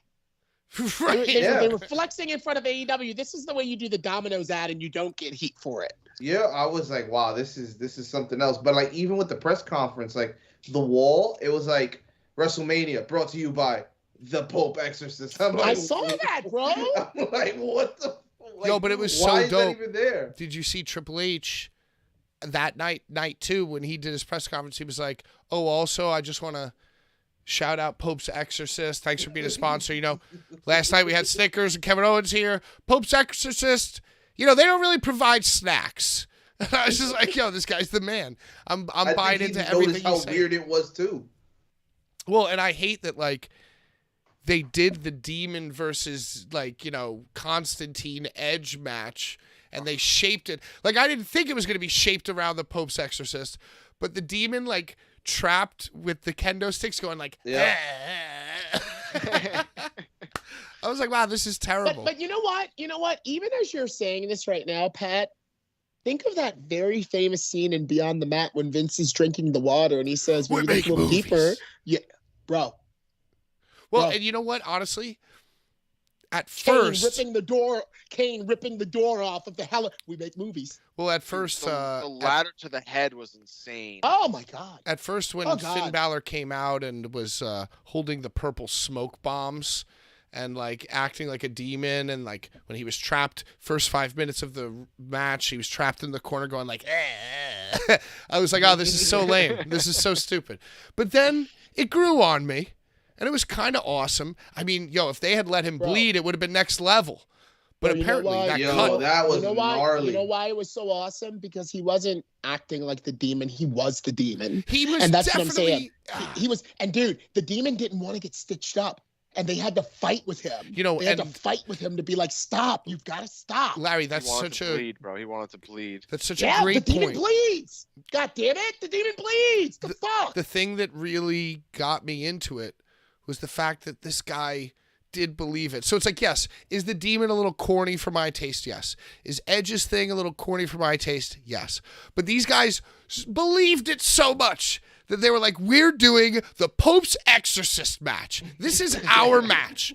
It's I'm Constantine and you're the demon, and we're going to care so much. And the more the match went on, the more I realized how much they cared, how much they believed in it, despite the weird branding I loved it. I loved it. I loved it too. Yeah. It was I dope. loved it too. And It was dope. not only that, it was the right spot in the album. You know what I mean? Like, it was at the right spot in the show. Oh yeah. I don't like the new cage. I do not like the new cell. Yeah, I like the 16-foot. Well, it's cage too much high better. to even imagine somebody falling off of. Yeah. And they did leave the platform for him when The he platform was dumb. I hate that. Yeah, but I mean, what do you want the guy to do? Just give him a platform. You don't know where that's from. That might be an electrician thing. and you know what? Those things, like little things like that, prompt like Mattel and toy companies to make playsets like that. So they'll make the new Hell in the Cell, and it's like including the spring action board, and they'll have Finn Balor mad stiff as an action figure like that. Right, and you get the purple fin just flying, included. just gravity taking its course. Yeah. All right, Brian. That's why they do stuff like that too. What's Dope next? match, man. So Dope tell match. us about Happy Rey birthday, Mysterio. Brian. Brian, happy birthday. Brian.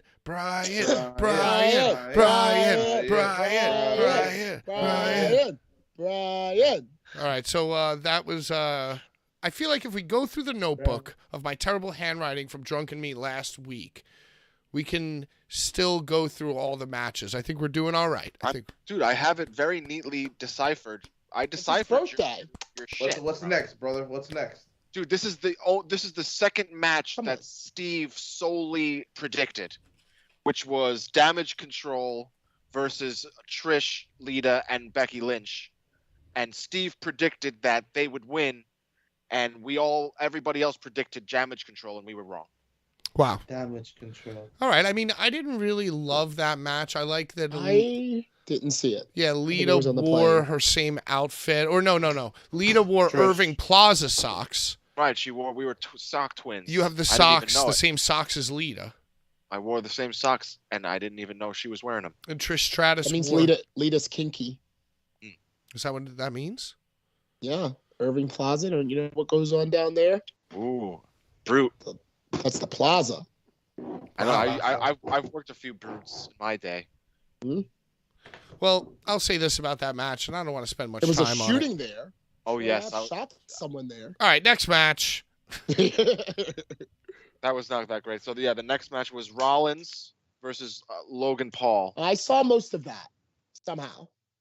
And we all guessed that. We all got that one right. Yeah, I ain't gonna let Seth. What, that Seth was gonna win? Yeah. Mm-hmm. Yeah, Tyler Black's taking it. What did you guys think of that? Did you see the zip line entrance? See, I loved the zip line entrance. I hated that he was mic'd up and like talking throughout the entrance. Who ziplined? I missed that. Logan Paul. Logan. He zipped. And it was dope. It looked Logan dope. Paul. He was like saying stupidity while he was ziplining, and it made it. Logan cringe. Paul looked like the camera that the NFL has to go from end zone to end zone. Ooh, like on a wire. I like that camera. Yeah. It was pretty funny. He was that camera flying about the stadium, and then Seth Rollins came out in Rihanna's halftime outfit. Nah, you know what? Listen, all right, you're old school, right? You ever watch Sister Act 2? You remember in the beginning? You remember when Whoopi Goldberg is flying from the wire in the show, and the nuns are walking into the thing, and she's just like flying? That was Logan Paul. He was Whoopi Goldberg in Sister Act 2. He was doing his best Whoopi. So with the themes we see here are heaven and hell. Say it again. The themes. Heaven and hell. Oh yeah. They're coming from the heavens like an angel. Yeah, right. yeah, I agree. I think the 6-woman tag match between the Legends and the whatever. I've always hated Becky Lynch, and I'll tell you this: those outfits that they wear, they're goddamn ridiculous. Ridiculous. I feel like that her and Seth are like, let's see who can out ridiculous the other. Seth Well, wins. at least I wasn't even talking so much about Becky or Seth. I'm talking more about like Bailey, Dakota Kai, and like they just it's like they spun around in a closet, you know. It's really just absolute bullshit. All right, you guys continue to talk about this. Yo, I hate to be the guy, especially on Brian's birthday. Man, and I failed us all. But I gotta pee. I gotta pee. All right, Brian, continue. All right, continue. Yeah, Let's just keep going and see why Pat has to eat a raw fish next week. Next match was the WrestleMania Showcase Tag Team Fatal 4-Way match. Oh, that's a mouthful. As The in fucking WrestleMania Showcase Fatal Four-Way. which was actually it was pretty fucking good. And I was actually the sole predictor of this match. I'm the only one that predicted that the Street Profits would win. You know what's funny is that I wasn't expecting them to win, but I don't see why they wouldn't not have them win. They're great. Right. They're very talented. Why have any of those other teams win? It doesn't make any sense. But you know what? I'll give it to all of them. There's a reason why they saved them for that show, and it's because they're equally good. Ricochet and Braun Strowman have shown out as a tag team. But you know what? Yo, that was a match on Mania? Yeah. Right. Yeah. The first night it was the showcase for the men's tag teams, and then night 2 was the showcase for the women's tag. That's the one that I saw. I saw the women's one. The women's one. That was man. It was pretty dope. I enjoyed it. It's good. It's good to see chemistry, and when you have so many teams in a match and they can make it flow easy, and it's not too much where you're like, this is boring, this is too much. It keeps you in. It keeps you flowing with the rotation, and you enjoy it. And I think that's what that match did. And the Street Profits just showed that they are up, and they most certainly want the smoke. You know what? I'm gonna say this from a professional standpoint.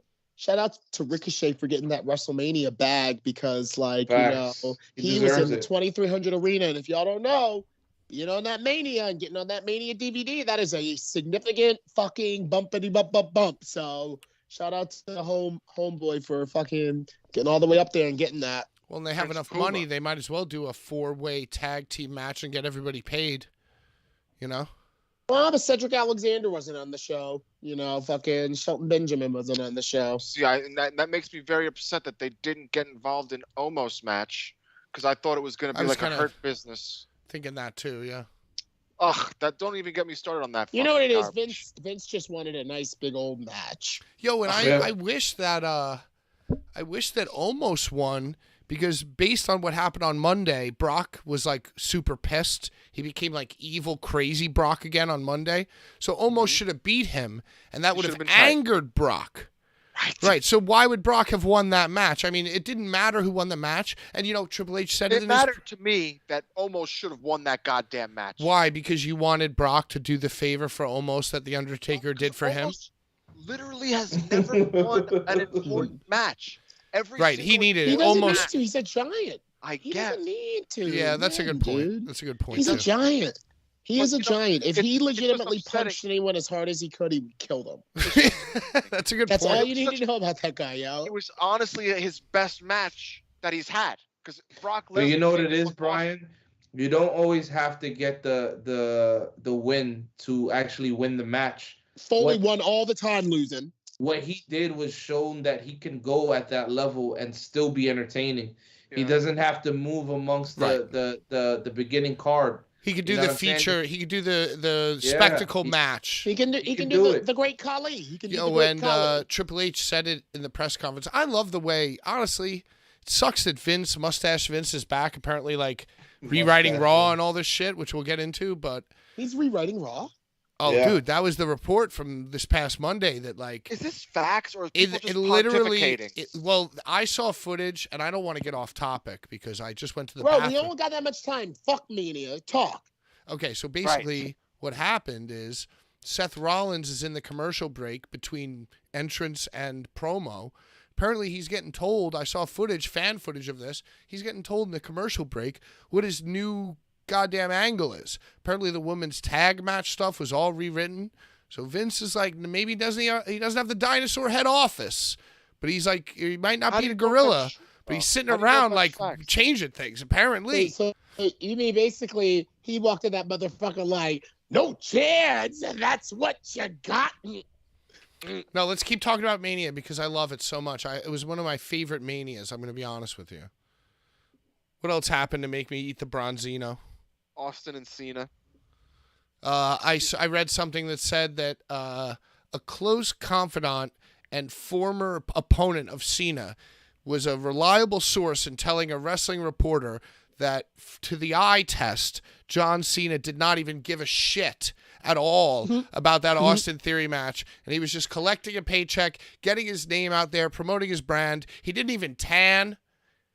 You know, he didn't even tan. He looked like shit. He looked like absolute shit. Well, no, I mean, next to a leather shoe, of course you're going to look very pale, you know. But, I mean, I just think John Cena was, like, normally tan, you know, and John Cena didn't put on weight. He didn't care. He completely buried Austin Theory. Did he wrestle in his little sneakers? Oh, of course. He wrestled in Air Force Ones exclusive to the Kowloon restaurant. Wow. That's true. That is true. Great call by you, Sean. What the hell is the Kowloon? Did he really, Sean? He did. What is the Kowloon restaurant? His little Kowloon. teeny. I gotta see that. I didn't see him in no Air Force Ones. So the Kowloon is a restaurant in Massachusetts where a bunch of the wrestlers go to indulge and enjoy themselves. Huh. Oh. Okay. Kind of like Jimmy's Famous Seafood down here in Baltimore. Yes, sir. Yes, sir. I'll say one more thing about this Cena match. I was listening to Sports Pontificator because, you know, the Mets have started. I'm locked into the Mets. And the guy was saying, and this just actually proves how vast of a cultural event WrestleMania is. This, like, sports talk guy who doesn't know shit is talking about WrestleMania. He goes, oh, well, John Cena versus Austin Theory was the first match. And he's got 3 kids. And they all love to watch John Cena on YouTube. And they're huge John Cena fans, you know. And he comes out with the Make-A-Wish kids, you know, and he's like the nicest guy ever. And, you know, us as like cynical wrestling fans, we know that John Cena's just there to do a job to Austin Theory. He's not going to win the title, you know. But the sports talk guy was like, yeah. And John Cena got the guy to tap out while the referee was down. And then Austin Theory hit him in the balls and won the match when the referee was awake. And my kids were like crying themselves to sleep, saying like, but John Cena won, right? But John Cena won. Like, he won. He should have won. It's not fair. You know, and it's like, dude, if anything, WWE fucked up some kids' brains this weekend. Oh, yeah. Sure fucking did. John Cena opened with exactly that. You know, yeah, we got the Kevin Owens moment, all right. But then, dude, and we'll get to this. Don't make me jump to it, but dude. The classic Solo Sikoa interference, everybody's heart breaking. If you play it in slow motion, you can pinpoint the moment that the entire universe's heart breaks. And I love that so much. But what else happened on night 1? All right, so we just did Austin Theory. So the next was Usos and Sammy. The main event. And you know what? You're a goddamn idiot because you and Steve both chose the Usos. So this was your downfall. That was very dumb of me. You know, it's just like sports betting. When you look at it. But is it dumb of you? Because you went with Steve's choice, which is like not like the dumbest thing to do. When you look at it after the fact, it's so obvious that Kevin and Sammy were going to win and Roman was going to win. When you look at it after the fact, it's like, oh, duh.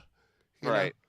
Without the Yeah. So what did you guys think of this tag match? Sean, what did you think of this tag match? So I watched it today. I thought it was dope. I thought they didn't like hold up. I thought they left it all out there. And as much as I wanted the Usos to retain to like continue the storyline with Roman, I know there's bigger things on the horizon. I don't think this title reign is going to be long, but I do think it's going to be memorable.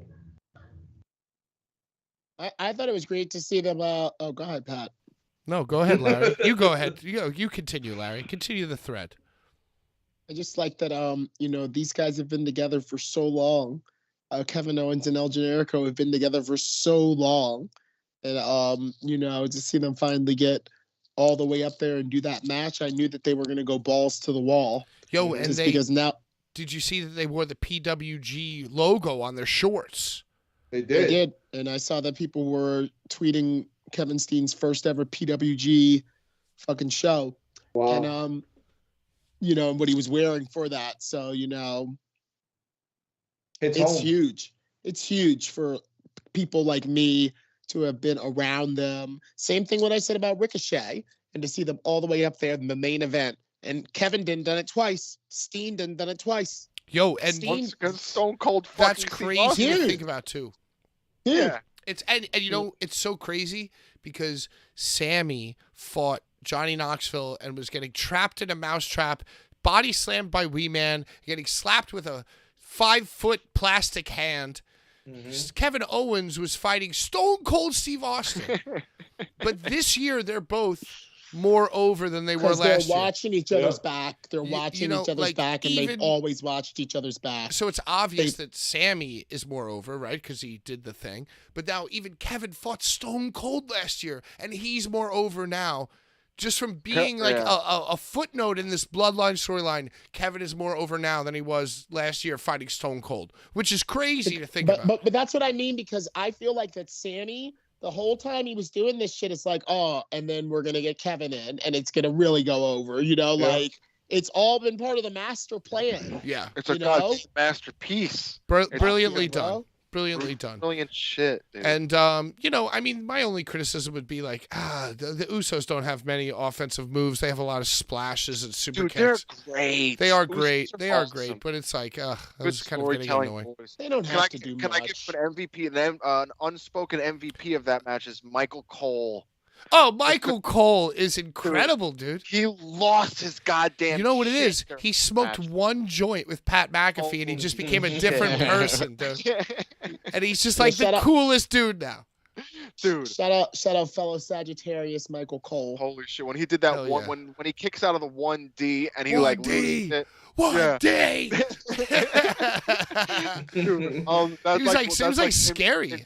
Cemented in my mind. I would rather see Michael Cole. Everybody was possessed. Everybody at that show was possessed. I love that shit so much. It was really an awesome night one. It was really cool. I want to talk about Charlotte versus Rhea. That's the next one. Great match. Dude, the German suplex where she landed on her wrists and her face. That was wild. Was insane. That was crazy. Am I getting worked? Did they plan that? She's a flare. She's a flare. Dude. And you know what the flare does? The flare does shit that they know is going to hurt them. Oh, my God. Another goddamn nose. Mm-hmm. She's going to need another whole body. She had the rug burn on her nose. Tell me that was work. Tell me they planned that. She practiced that wrist bump and then just scraped her nose real quick. She knew what she was doing.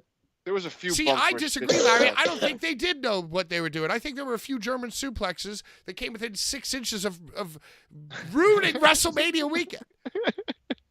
I think because they regularly do it like that in Japan, dude. Like they know how to roll their necks. And dragon rolls, right? Yeah, they know what they're doing, and well, then I'm a fucking mark because I was stressed out the whole time. Dude, they know how to work you, and especially at this show. Yo, and so even you know what that probably was? You know what that probably was? That was probably one time Charlotte, when she was way younger in the game, took a German like that and got a little ding, but was like, yo, you know what? I'm going to remember the way that fucking felt. That's and insane. One WrestleMania, when I'm supposed to put someone over, I'm going to have them do that shit to me. Yo, and you know what? I continuously said it throughout every single match, and even the independent clips that I saw. It's like, yo, you know what? What are you doing? Like when they go up to do a superplex, I'm stressing out, man. I'm like queasy now, dude. I'm really queasy. I don't want to watch somebody land on their head. I don't want to see another Big E, Dante Martin type of situation. Well, and yo, I'm watching the Charlotte Flair match, and that German, I was like, oh, she's dead. She just, I went like this. I was like, ah. Yo, I was bugging, dude. I was bugging during that match. It was an insane match, though, dude. And even the final, even the fucking, whatever, pump handle slam. It's like you could have, it was perfectly set up where she could have just landed flat on her entire back, and it was just shoulders and head at the very end. I don't know how they do it. I'm telling That's how you got these motherfuckers, they know how to go ass over tea kettle for certain fucking things. Oh my God, dude. That's what they know. And for the big show is when you do that. Then you don't do that on Raw then or I'm a mark. SmackDown. I'm a mark then. Yeah. I'm sorry, Pat. You've been to enough big shows to know that the big show, the Cage of Death, that's the one where they do the fucking big shit. Yeah, but Cage of Death, they're just rolling the dice, scratching a lottery card, hoping they don't get paralyzed. Well, if you think of the sheer amount of times that they've done stunts at both Mania and Cage of Death, and they all worked out, then you realize how everything big of a just mark somehow blindly works out, dude. How many injuries can we say have been fatal? Hayabusa. fucking when Ray killed that guy, which was a freak accident with the rope. Mm-hmm. All of Japan, all of the strong stiff that happens all over the world, all the lucha, no one ever gets fucked up. Didn't Draws got fucked up, didn't he? Like, or the last one was the guy that Murdoch did the Southern Destroyer from off the. That guy's paralyzed, you know. Yeah, no shit, dude. Because it's like every 20th. But Charlotte ain't doing that. She ain't doing no shit like that, Pat. Dude, that's fact. And the second rope ones, that was crazy to me. Brian, who did I say was gonna win? Rhea? You said Rhea. That was one that you did well. Nailed it. Yeah, it was her turn. Yeah. All right, one word answer. What was the best match of Brian? Are we done with night one? We are, right? That was the end of night one. All right, Sean, what's your favorite match of night one? And give me an MVP as well, please. Charlotte Flair coming back, winning the title, putting it over Rhea. And that's my favorite MVP? match. Yeah, that's my MVP and my favorite match. Favorite match. Sammy and Kevin versus the Usos. MVP. Sammy and Kevin. Fire. All right, logical. Brian. I'm gonna have to. I just say the same exact thing because that match, I was just into. I was locked in for that. The last 3 Haluva kicks were magic, dude.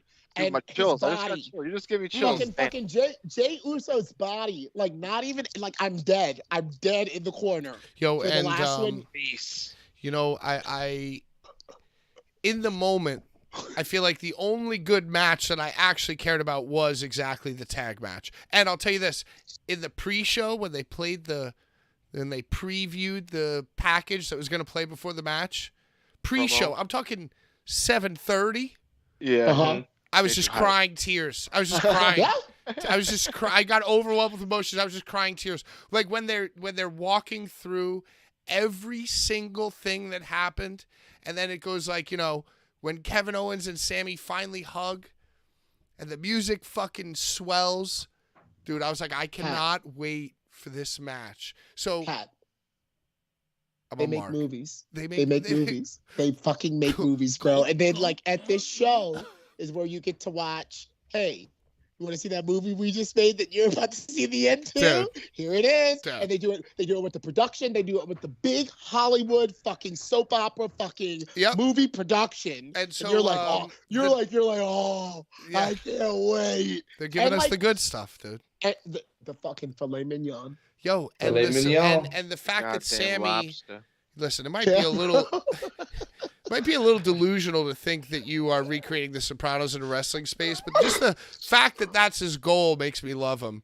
So, at the moment, I'll say that my favorite match and MVPs were Sammy and Kevin, but I will say a few days removed, after my stomach settled down after that German. Bianca and Charlotte was pretty fucking good too. Rhea. Oh yeah, Charlotte. Yeah, whatever. That would have been great. All right, night 2. Let's go. We can still make time here. We're gonna do a quick night two. Because we talked about Omos and Lesnar. I was the only one that chose Omos like a fucking asshole. Stupid. And then everybody else chose Lesnar, and Lesnar won, obviously. What do we think about that match? Do we care? Triple H in the press conference said, it was a hey, good it match. did what it needed to do. Brian? I would say that was, dude, Brock Lesnar sold the shit out of fucking Omos beating him up. Hey, why you cut me off on my birthday? I actually muted myself. I'm producing. I muted myself and I was producing. Anyway, keep going. You're confusing me.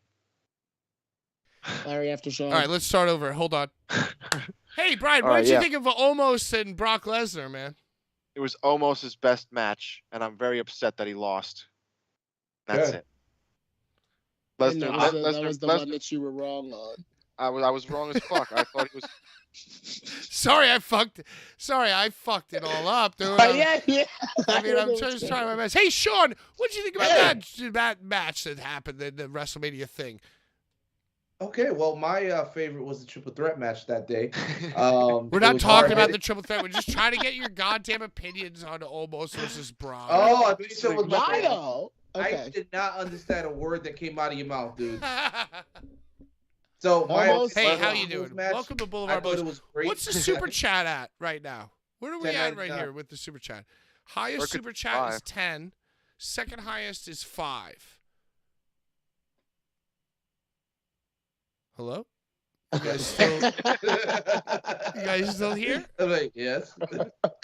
Okay, highest is 10, second highest is 5. Show the prizes again, Brian. Hey, Brian, can you these show the people. prize again? Happy Yeah, show 'em birthday, again. Come on, Brian. guys, we got Happy many people. We got birthday, it. dude. Let's go, Happy dude. birthday. Happy birthday. Birthday to you. Oh shit! I dropped it. It's okay, Brian. I've had a few shots. Hey, Sean, what was your Yo. what was your take on the Brock Lesnar almost opening match of night 2? I think it is exactly what Triple H said it did. I think it did what it had to do. WrestleMania is the showcase of the immortals, of giants. It's the place where you see matches that are very unlikely. And it's not likely that you see two behemoths lock horns on a TV on a show. So I think it was great. Like I said earlier, I think it put almost in the light of dependability. He can go, he can do it. It's up to them to allow him to do it. Great, I love that. Hey, Brian, did you raise your hand because it's your birthday? I You had can my hand- interrupt. I had my hand raised, but I was just saying. I was thinking that like almost deserves to win. Yes. Like, I mean, he deserves a win. Like, you build the man up. Oh, come on, Brian deserves. He deserves it. Why doesn't he deserve to win? Because you know got why? A long way to go. He's been there for a long time. No, not a long time. Last Brian. WrestleMania, he lost to fucking Bobby Lashley. And he's got a few more to go before he could fucking really be a main guy. Come on. Miles to He's go just before big. he sleeps. Who cares? Who even cares about this match? The only problem that I have with it is that I wish that Brock Lesnar would have lost, because now that he attacked Cody on Monday, I feel like it would have made logical sense that he's like an angry Brock. You said that. He turned heel just because he wanted to. All right, next match. Who cares? Was the 4-way women's tag team championship matchup? We didn't guess on that Yeah, one. because it sucked. Who cared? I don't Ronda and Ronda and Who Shayna. cares? Whatever. All right, 1, 2, 3. Finn and Edge. No, wait, hold Finn on. and Edge. 3 seconds. Sean, MVP of the Four Corners women's tag team match. One person and one person only. Sean, MVP, go. Ronda Rousey. Larry, go. Liv Morgan. Brian, go. Shayna Baszler. All right, I'm gonna go. Raquel. Shotzi. No, you know what? I'm going Liv. I'm going Liv Morgan. Yeah. Because Your when favorite. WrestleMania went off the air, right before they went to the press conference, they showed a whole Liv Morgan biographical video package. So good for her. Mom. Brian, what was the next match? It was Yeah, come on. Edge and Finn. It was Edge and Finn. I loved it. I loved it. I loved it. I loved it. I loved it. I loved Tell it. me about Edge and Finn, Larry. I loved the psychology of Edge not being able to fucking thwart that he was like not of this world. That he was not of this world. I feel and then like it they took just him, went into it saying, hey, you remember that movie, The Exorcist? Let's just do the wrestling Exorcist movie. Well, let me ask you this: Has the demon ever been impervious to like pain? No, It is- they it definitely is other- fiended. They fiended a little bit. The demon Right. was never impervious. And he was So never it so took- flamboyant either. Yeah, it took the ladder. It took him splitting his head, and we've all seen the photos of that split. Dude, right? that was insane. Yeah. You So can't it have him. almost is He like- can't wrestle through that. Even if they were it- able to show blood, you can't have him wrestle through that, right? Dude, it makes No. me almost feel like if I was a kid, I would be thinking, wow, Edge had no other choice but to throw a ladder in his body. That was the only way he was gonna win. He just Is threw to it. fucking just throw a ladder at him. You know what I Even feel after like? the ladder, fucking Finn went so hard. I feel like dude. it was a miscalculation by Finn. He wanted to like fakely like whiplash his head, And he but just, instead, headbutted it. yeah, he just He- headbutted the He shit. had banged right into the ladder. Holy Yo, and that's shit. 12 staples. And yo, shout out, they gave him the staples right there. Right there. Yeah. Was it that? I thought they used some sort of like medical super glue. Well, I think they did probably super the glue glue and the staples. staples. I think Triple H. Staples. But then they had to reopen it after the match. Yeah, Triple Yeah. H said that the medical team came out and gave him 3 staples. He was good Jeez. to go. But then when he did like the thing the next day, it was like 13, dude. Yo, that shit was brutal. That was worse than like the Mick Foley Royal Rumble 99 gash even. Oh, dude, you could see his goddamn skull. So, quick question. Do we all agree that he would not, if we were in the TV 14 era, should he have continued the match, or do we all agree that the staples were actually a safe and logical way to continue the match? I believe in my heart of hearts that if he got that gash in the TVMA era, the referee would be cognizant enough of that. The more that they go, the more that gash is going to open up. But they still would have kept it would have continued with referee discretion. Yes. Brian, what do you think? I mean, I would, because you were saying that. All right, Finn you guys all just agree agree with Larry. You all agree with Larry. Finn was trying to fight off the staples. He wanted to bleed. Wrestlers know that blood. I don't think he knew how deep it was, Brian. I don't think he knew how deep it was. I think he was thinking, okay, I'm cut open. I'm a wrestler. I've done this before. And they were like, no. Probably a little concussed. Yeah, his brain was showing, dude. Yeah. Yeah, it was pretty bad. And then, all of a sudden he's going to jump off the cage with that kind of gash. Gonna open the fuck up like an envelope. Yeah.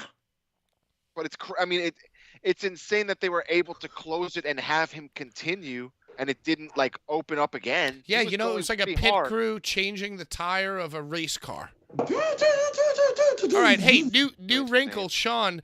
1 out of 10 rating on the Hell in the Cell Demon versus the Pope's Exorcist Demon, thing. 8 out of 10 for sure. Larry. 10 out of 10. Brian. I have to give it a 6.7 out of 10 because they called him Brood Edge. And not only was there no Christian or Gangrel, you hated that. He used Slayer, which was cool, but why? I loved his entrance. Edge. I loved his entrance mask that he borrowed from a Lady Gaga video. But I did hate that it said Brood Edge. Down for the entrance, but the match helped it get to a 6.7. He did the little corner sit down while Finn was coming out. If anybody noticed that, he was. Of course, I did. Yeah, I gave it a 10 out of 10 because it was a Hell in the Cell at Mania. Yeah, but it was. And they did everything a Hell in the Cell should do at Mania. Yeah. I hate that it said Brood Edge. Why? And guess what? In the legacy of Hell in the Cells, once again, someone has gotten seriously injured in a Hell in the Cell. Right. It was actually brilliant because they had to staple him. Yeah. Yo, and hey, in UFC, the new merger, if somebody gets busted open like that, guess what? Fight over. Nah, WWE, some poorly trained college graduates come out, staple your fucking head, you're back at it. It was a woman. I love that WWE at its core still cares more about the show than the health of its wrestlers. Love it. Because that's what gives us good wrestling. What's next, Brian? My favorite match of the night. It is, Pat. Tell me, Larry. These guys, life can be either short and boring, or it can be long and legendary. Or it can be short and legendary. It could be short and legendary. Rarely. Rarely. Danny Havoc being one. I'm confused now.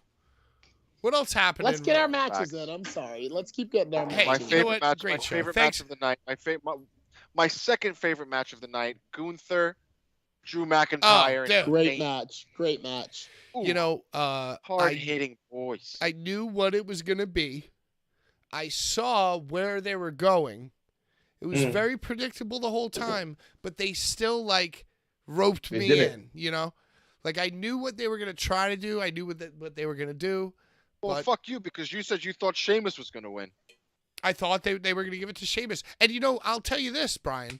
As a fan watching, thinking honestly in my heart that Sheamus was going to get the title that eluded him, some of those false finishes, really shocked me.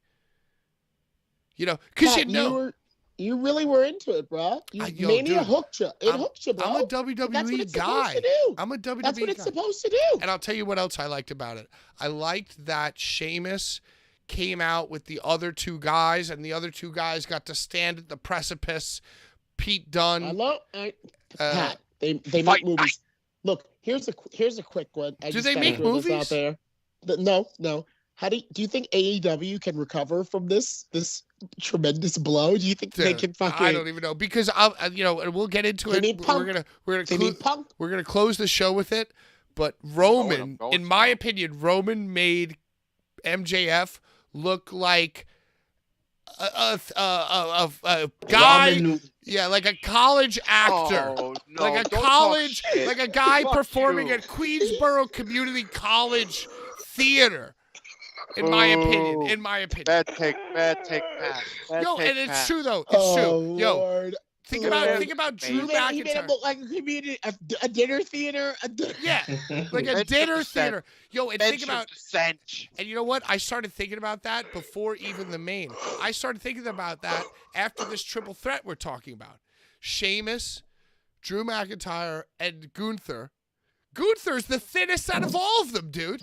Drew McIntyre is a fucking animal, dude. Yeah, dude. He's a fucking living, breathing horse. And it's cardio. And they're literally punching each other in the fucking face and running as fast as they can. And chopping each other's chests. Dude. My God, dude. I felt every single one of those. And you know what? He did 30 clubs. Did you see the 30 clubs, dude? That was so good. Holy shit. And it was like a match that everyone knew it was coming. And everyone was like, okay, I know what this is going to be. I'm not going to really care. And it's like, at 20, the crowd was like, yeah, great. But then he was like, nah, I'm going to 30. Kept going, dude. And then it's like, by 30, the crowd was like, okay, dude, I actually love this. He didn't even stop. The motherfucker just falls. He just he couldn't even hold. And then he hit him twice on the way down, too. Yep. Right. Dude, that moment was a great example and microcosm of the whole match. It's like, cemented in my memory. At 15, I was still skeptical, but by 30, I was like, yeah, these guys are dope, dude. These guys are awesome. And I started thinking, and even Cody Rhodes said it. Cody Rhodes got interviewed by Ariel Helwani, and Ariel Helwani said, hey, where do you want Max to end up? And Cody goes, well, Max has been putting on a lot of muscle. But I'm just saying, a lot of the people, I'm paraphrasing, of course, a lot of the people who come from where I was, if they come into WWE and they stand next to Drew McIntyre, they're going to look like a clown. They're going to look like a baby. Yeah, they're going to look like a child. And the athleticism that Drew, Sheamus, and Walter all showed is like the reason why like before even the main event, I was convinced like, oh yeah, AEW is bullshit basically, because Drew McIntyre and Sheamus can go like 35 minutes and really make me care. I don't know. That's just me. Any other opinions? I mean, I do feel that there are the AEW wrestlers are talented enough, despite their size, to elicit the same type of cathartic feeling from the audience as like the big guys can. Maybe a room of 10,000 people, 15,000 people, not a stadium of 85,000, dude. I don't know, Pat. I don't know. Ooh, maybe. I hope so. Maybe that the WWE people are masters of presenting this shit. I think that they might be shit right where they need it to be for people to be like, oh God, I'm coming. Like the whole thing is like sex, and it's like they want to like edge you until they want you to know. Larry, answer me this. Did you watch the triple threat that we're talking about? Yes, I did. Did you come? Did you come? I came. I came too. Times. Sean, did you come? I came. Brian, how many times did you come? Twice. Wow. Birthday boy. Yeah, we all came. Hey, I'm saying when's that the last time we believe came during the last time I came during AEW was the Iron Man match. But the Iron Man match, I'm thinking about that, and I'm thinking about Cody and Seth. Cody and Roman. Thinking about the Iron match. I'm done. I tried to retake it. That match was amazing, dude. But it wasn't Cody Roman, match. Dude. I was just as That's what I'm saying. I think that I was just captivated in that Daniel Bryan match. All right. Well, then who did the better post match interview? Roman or Max? Well, Pat, Max you know is it's amazing. Roman. God damn it! Roman had Paul Heyman. Yeah, That's Paul like Heyman a put deadly everybody on- combination. You can't That's like us win having Larry. all. But that's what I'm saying. Paul Heyman has guided Roman. That press conference was like Michael Jordan sitting but there. fucking Max doesn't have a fucking Heyman. Whereas, and yeah, he's but like gold. Max just looks like an emo kid. It's like literally like I'm looking at He's Michael a Jordan. boss. I'm looking at Michael God Jordan, damn it. and then I'm looking at like Gerard from My Chemical Romance, just screaming wildly. No way. You're bugging. All right, what else happened on night 2? Let's keep going. I'm sorry. I want to get the lads' Bianca, opinion. Yeah, we Bianca, gotta go. Bianca, Asuka. So I saw the fallout of that, and Asuka was saying something like, WWE doesn't know what they're doing. No, You there know, was. like- I think that Sasha Banks made a comment about WWE and how like they don't know why they're protecting Bianca or something or other, and then Asuka's response was like kind of like broken English. Yo, But I think- Asuka's response, she X'd out a photo of herself and said, I'm 0-4 at WrestleMania. The women's division is boring. Maybe I should just go back to Japan and retire. Poo emoji. It was something like that. Are Yeah. you sure that's what it Oh was? yeah, And I I'm saw sure. that. When Yeah. practice dictated, that's what I saw. I saw that too.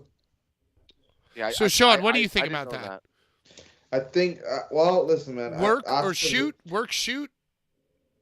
No, I think it's a work. I think Asuka is very heavily into social media. As she has a YouTube channel, so she's very in tune with how to work marks over the web, and she's a very captivating character when it comes to professional wrestling. So fans tend to watch every move they do, whether it be on Twitter, whether it be on Twitch, Instagram, or Facebook. So I think she's pulling the thread there and seeing what she could do with it. She's also jump character. You know what I'm saying? She's doing the face paint stuff now. Who's to say she's not going to go full Kana now? Well, I had a friend say to me, a friend who I respect their judgment, they said, wow, Asuka went Kana and went down this Kana path and did Blue Mist and the new face paint, the new old face paint, all to just lose. Yeah, that's what I'm saying. Like, and Nakamura's gone, right? Nakamura's done. I don't know if he's done or if he's He just was like at buried, the- but he was at the Hall of Fame ceremony, so he was in the house. Didn't he just wrestle Muta? yeah. Yeah, Japan. but that was in Noah. Well, and that you know, wasn't you it. think about it, it is true. Like, it is kind of like bullshit that Asuka never got her moment. She was the first women's Royal Rumble winner. Yep. And I think at some point, maybe she won the Money in the Bank. Did she win the pandemic Money She in the did. Bank? Right. So did, it's yeah. like, so she's 0-4 at WrestleMania. So it's like, yeah, I guess it makes sense. Bianca's about to get the reality show. You know, she had the dancers. You know, thankfully for Triple H and his fucking alligator tears, one of the dancers' fucking mothers died. So he got to say something about it, you know, and fucking got Usually, cry. I was asleep by then. Dude, this guy is That a was master sweet, bro. promoter, dude. Yo, Yeah, Triple H is a fucking dangerous dude, douche, dude. Bro. Anyway, what else happened? The last and final match. Oh, Cody dude. Oh, versus how about the Roman Reigns. pianos, bro? Larry, did you love the pianos? That was fire. Dude, so at first I was like, how are the pianos gonna make this song? But then once I heard that shit, that spooky shit, just like in our theme, I was like, oh yes. Oh fucking yes. You loved it. I loved it. They I danced loved it as around much it as I for a loved it. moment. Well, yeah, because at first I was like, what the fuck's going on? It reminded me of when that kid came out and did the violin for Nakamura's entrance. Brooklyn. Yeah, that was Yeah. wild. Yeah. Things like that for WrestleMania just adds to the spectacle. Oh yeah. More than the fucking 3D hologram does to me. Dude, the 3D hologram of both the Usos and Roman Reigns is the worst shit ever, dude. Go ahead, Sean. It's for the kids. No, that's what they do. They That's put what he their was doing. hands That's up. what he was It's doing. for the the motion. kids. Dude, Sean wasn't yo, trying to be but like polite. the kids are playing Fortnite, which has Fortnite has 10 times as realized character models as what they're showing on screen. So even if you are trying to take that graphic and appeal that CGI and appeal to a 10-year-old kid, even a 10-year-old kid can see something higher quality on just YouTube. Pat, what they want to do is get the kids to buy the game and to buy the toys. Oh my God, dude, it doesn't even look as good as the game. They want to get the kids to be into cartoon versions of the real life man that's about to go out there and do the thing. But it just looks terrible. It does look bad. It looks terrible. It's so bad. It clicks in the kid's head. It clicks in the kid's head. The colors, the black fucking paint on his hair. I want it, mommy. I want it. Mommy. Yeah, Ma. Let me get the toy. Oh, I guess I was doing the same thing when I was a kid, which is why I'm just sitting here doing a YouTube show about wrestling. Well, you know what? We decided to start making a little Skrilla off this shit, Pat. Yeah, fuck it. We gave so much for years. Make a little Skrilla off this shit. Hey, what did you guys think about the main event? Don't answer. I'm going to start. I fucking loved it, dude.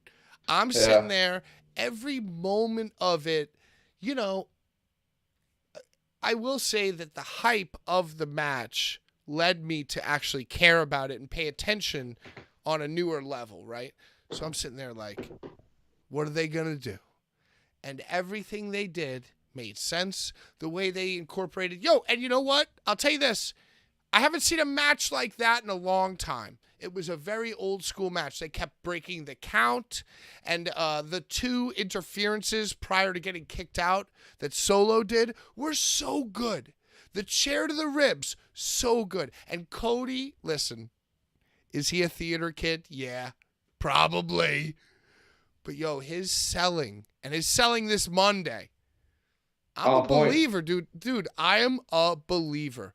Paul Heyman, Roman Reigns, the Usos, Sami Zayn, Brock Lesnar, dude, anybody who touches Roman and Paul, I'm a believer, dude. I thought that everything that happened in that match was great.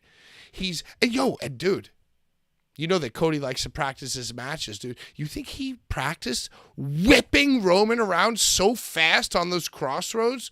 That was like real fast, dude. If you don't turn the right way, you're dead, dude. Yep. So those I said in our group chat that the match was very paint by numbers, and what I mean by that is that the best booker of matches, big matches, was Pat Patterson. And if you watch that match and you watch the ebb and the flow of the drama, it's very reminiscent of the way that Pat would have booked like a big fucking shit that would make everybody go bananas. Right, Mania 12-ish. Exactly. I want to say that it is very rare that I literally pop in my wherever I'm sitting at the finish of a match. And that finish literally had me audibly screaming, oh shit, like I was there. Oh my God. Walk me through this, Larry.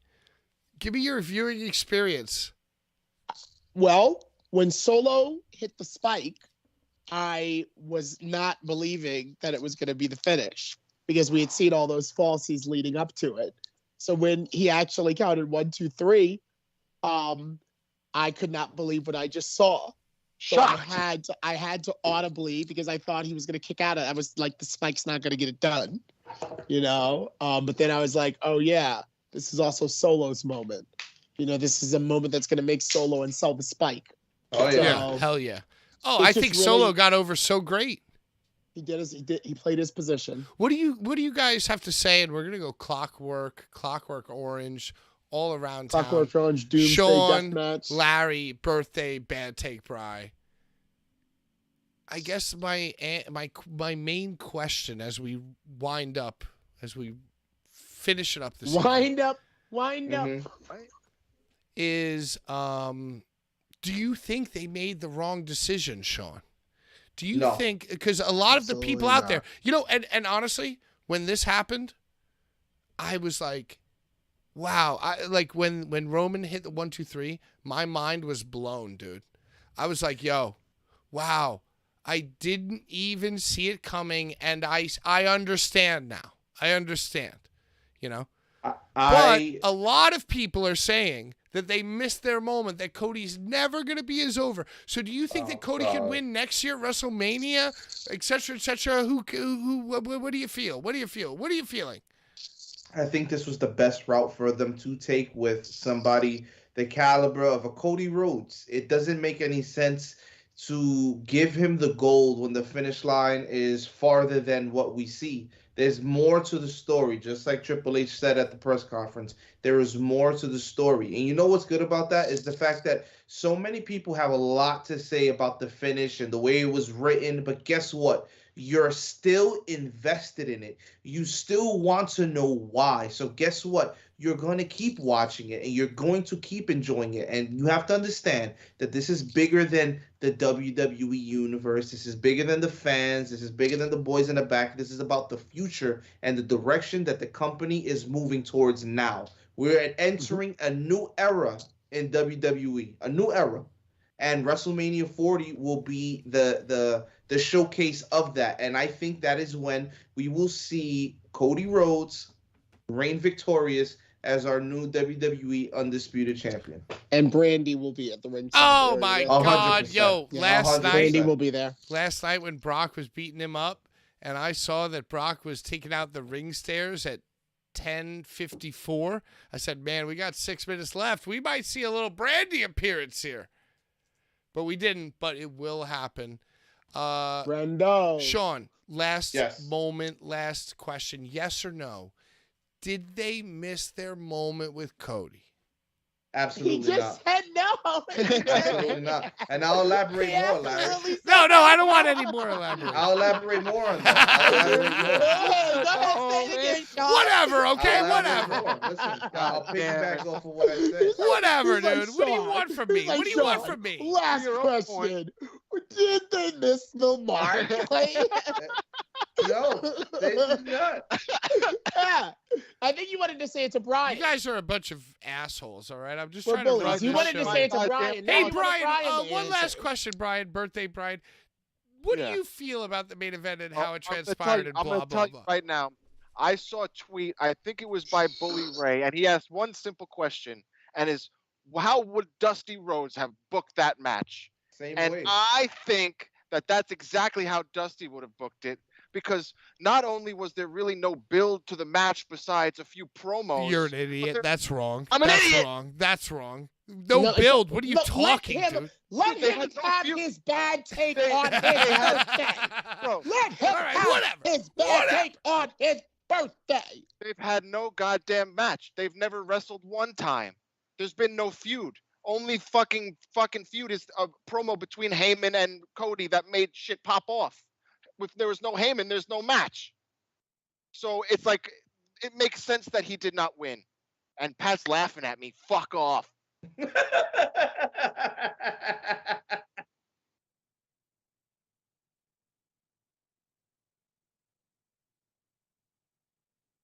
I don't think it has to do with that. It has nothing to do with Pat, hold on, Bald Steve.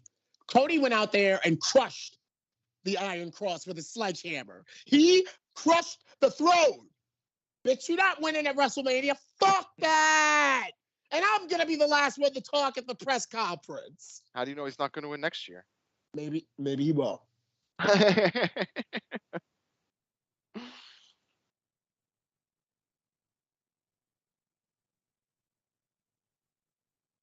Yeah, Roberto Noir.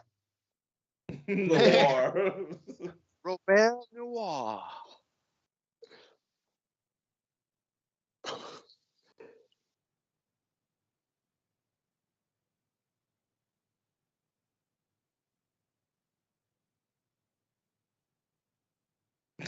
I've been muted. Apparently, I've been muted this whole time. Larry, we're going to start again. Hold on. Larry, you texted me during WrestleMania and you said, hey, the bloodline is not the Usos. The bloodline is the McMahons. And Vince McMahon donned a mustache and came back in disguise because his dying wish was to make sure that no man with the last name of Rhodes has ever won the title on the McMahon watch. True, not true. Go ahead, Larry. Sorry I was muted. Fuck the world. Well, you know, a lot of people have speculated that some of the origins of wrestling and this fight club shit that we're into is organized crime. some of the family names that like organize these fights, you know, they go back a long, long way. And I don't think it's too far-fetched to think that two of these warring factions, like let's say the Hatfields and the McCoys, always had it out for one another and always wanted to make sure that no matter how close that one family came to being the marquee top villain, that while they were running the business, that family would always stay second. And when you look at the McMahons and the Crockett's, the Reynoldses, those are the Crockett's boys. And McMahon is about that Bolia, you know, and all of that family. So I don't think it's too far-fetched. I don't think it's too far-fetched to McMahon to don the mustache, the slick black hair, to be like, I'm doing it all over again. So you're not saying it's facts. You're saying it's possible. It's possible. Right. It's definitely possible. It crossed my mind just to think of the history of the feud between these two families when Dusty was the booker over in NWA and McMahon, of course, was running, you know, his company. Whoever laughs loudest. Oh, yeah. I'm going to tell you exactly what happened. Is that Shane McMahon was Oh. added. All right, here's what happened. They knew they had McAfee and Kittle for night one versus The Miz, right? And they were trying to get Snoop Dogg to give The Miz the people's elbow, right? But Snoop Dogg was like, you know, I think that'd be like $50,000 more. I don't know if I want to physically compete in a match, you know, blah, blah, blah. And they were like, all right, hey, no problem, Snoop. Vince McMahon went up with his little mustache. He was like, you know what's going to happen? You're going to introduce my son, Shane McMahon. It's going to be great. Shane McMahon's going to fight The Miz. And Snoop Dogg, you just get out of the ring. But then what did Vince and Shane plan? They planned a fake quad tear so that all of a sudden pandemonium would ensue. The referee is listening to the fucking earpiece. Miz is talking to Snoop. Snoop's talking to the referee. Fucking Shane McMahon screaming for his life. Faking it. Oh my God, my quad just rolled up to my crotch. I can't do it. Dude, and they planned it because they wanted to get the Snoop Dogg appearance speaking rate, but then trick him into giving the people's elbow rate. And that's exactly what they did. And that was Shane and Vince's last order of business. You know what they did? They probably went to some deep ghetto Section 8 strip club in LA, celebrated together by killing women and their children and drinking the blood, most likely. That is my final take. Take care of yourselves and each other, everybody. Good take, Pat. Thanks. Very good. It really was. I like that take. You took me on a journey. Hey, Hit that fucking birthday music. Yo, are we done? Final thoughts? Anybody care? Anybody want to know? What is the tally at? What are the sales at here? $15. You don't get a list on YouTube? You don't get like a list on YouTube? I have a list. All right, let me just fucking pull it up. Oh my God. 10, 2, whatever Sean gave. Sean, why? Sean. I don't even think. All right, so that's it. That's the end of it. $10. Just to pick the cards. $10 goes to whoever won the thing. They win their choice of cards. Sean at $9.99 wins whatever the person didn't. No. What's happening? Tell me. $9.99 plus what? No, it's not cumulative. No, it's not a cumulative. It's not a cumulative, Sean. It's not cumulative. We've No, decided wait. this. Hold on. The first person who did anything got the South Park DVDs. Facts. And the So first that's not a person part who of did it. anything was Sean. Correct. Right. So Correct. Sean gets South Park. He gets Right. South Park. Then the highest super chat, which is 10, gets their pick of the cards. That's right. And the second gets the leftovers. So Sean Yes. donating $9.99 means that he's 1 cent short and has to take the leftovers. And then he tried to change the rules on the fly.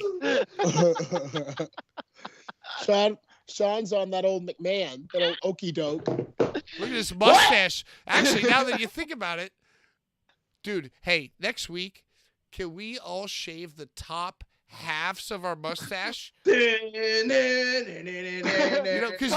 Vince had like... What is that? Oh, that's Sean. Sean, what are you doing? Stop it. It's crazy. He's out of control, dude. Sean, stop giving. Stop giving. Stop it, Sean. I don't think Sean understands the rules. No, I don't think he does, dude.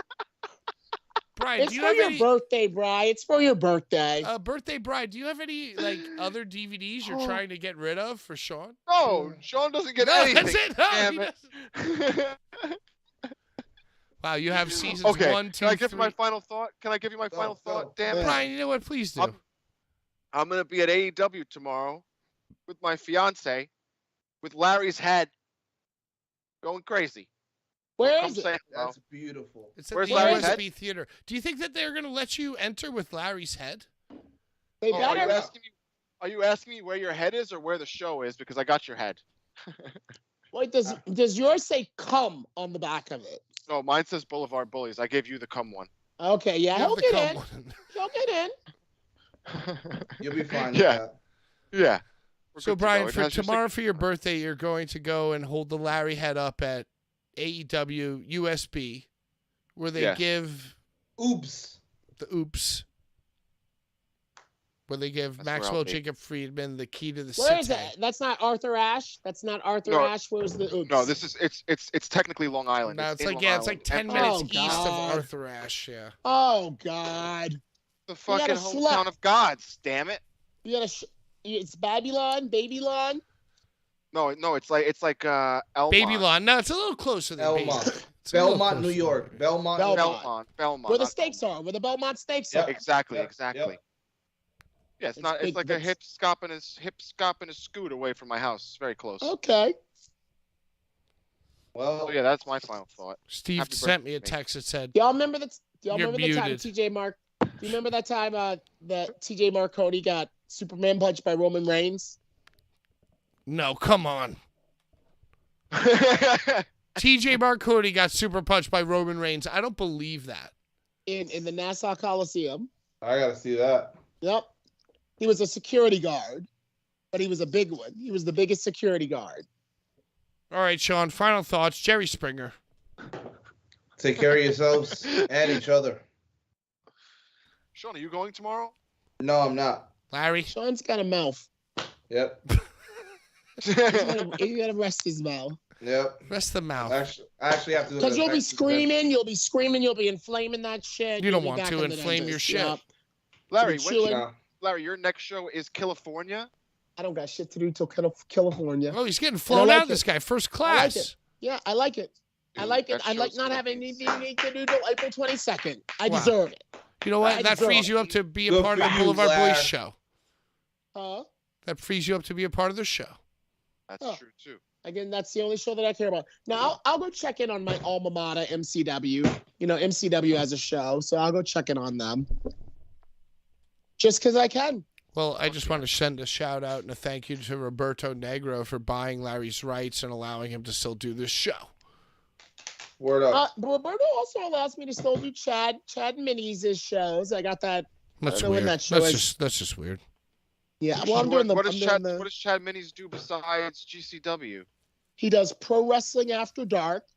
His company is called Pro Wrestling After Dark. He would. And I also believe he runs the company SWF.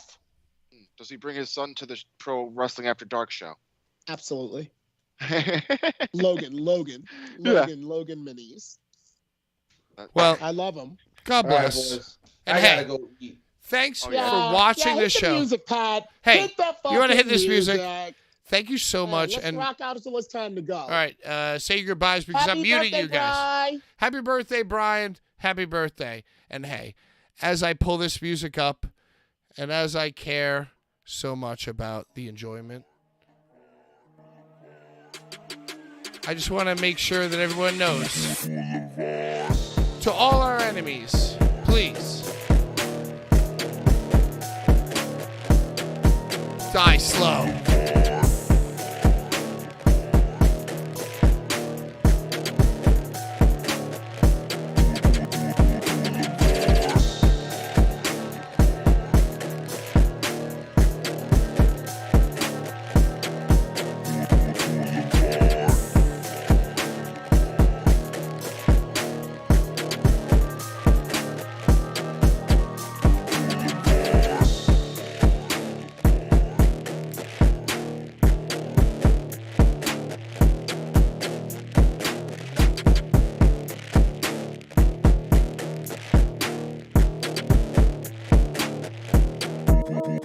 Bullies.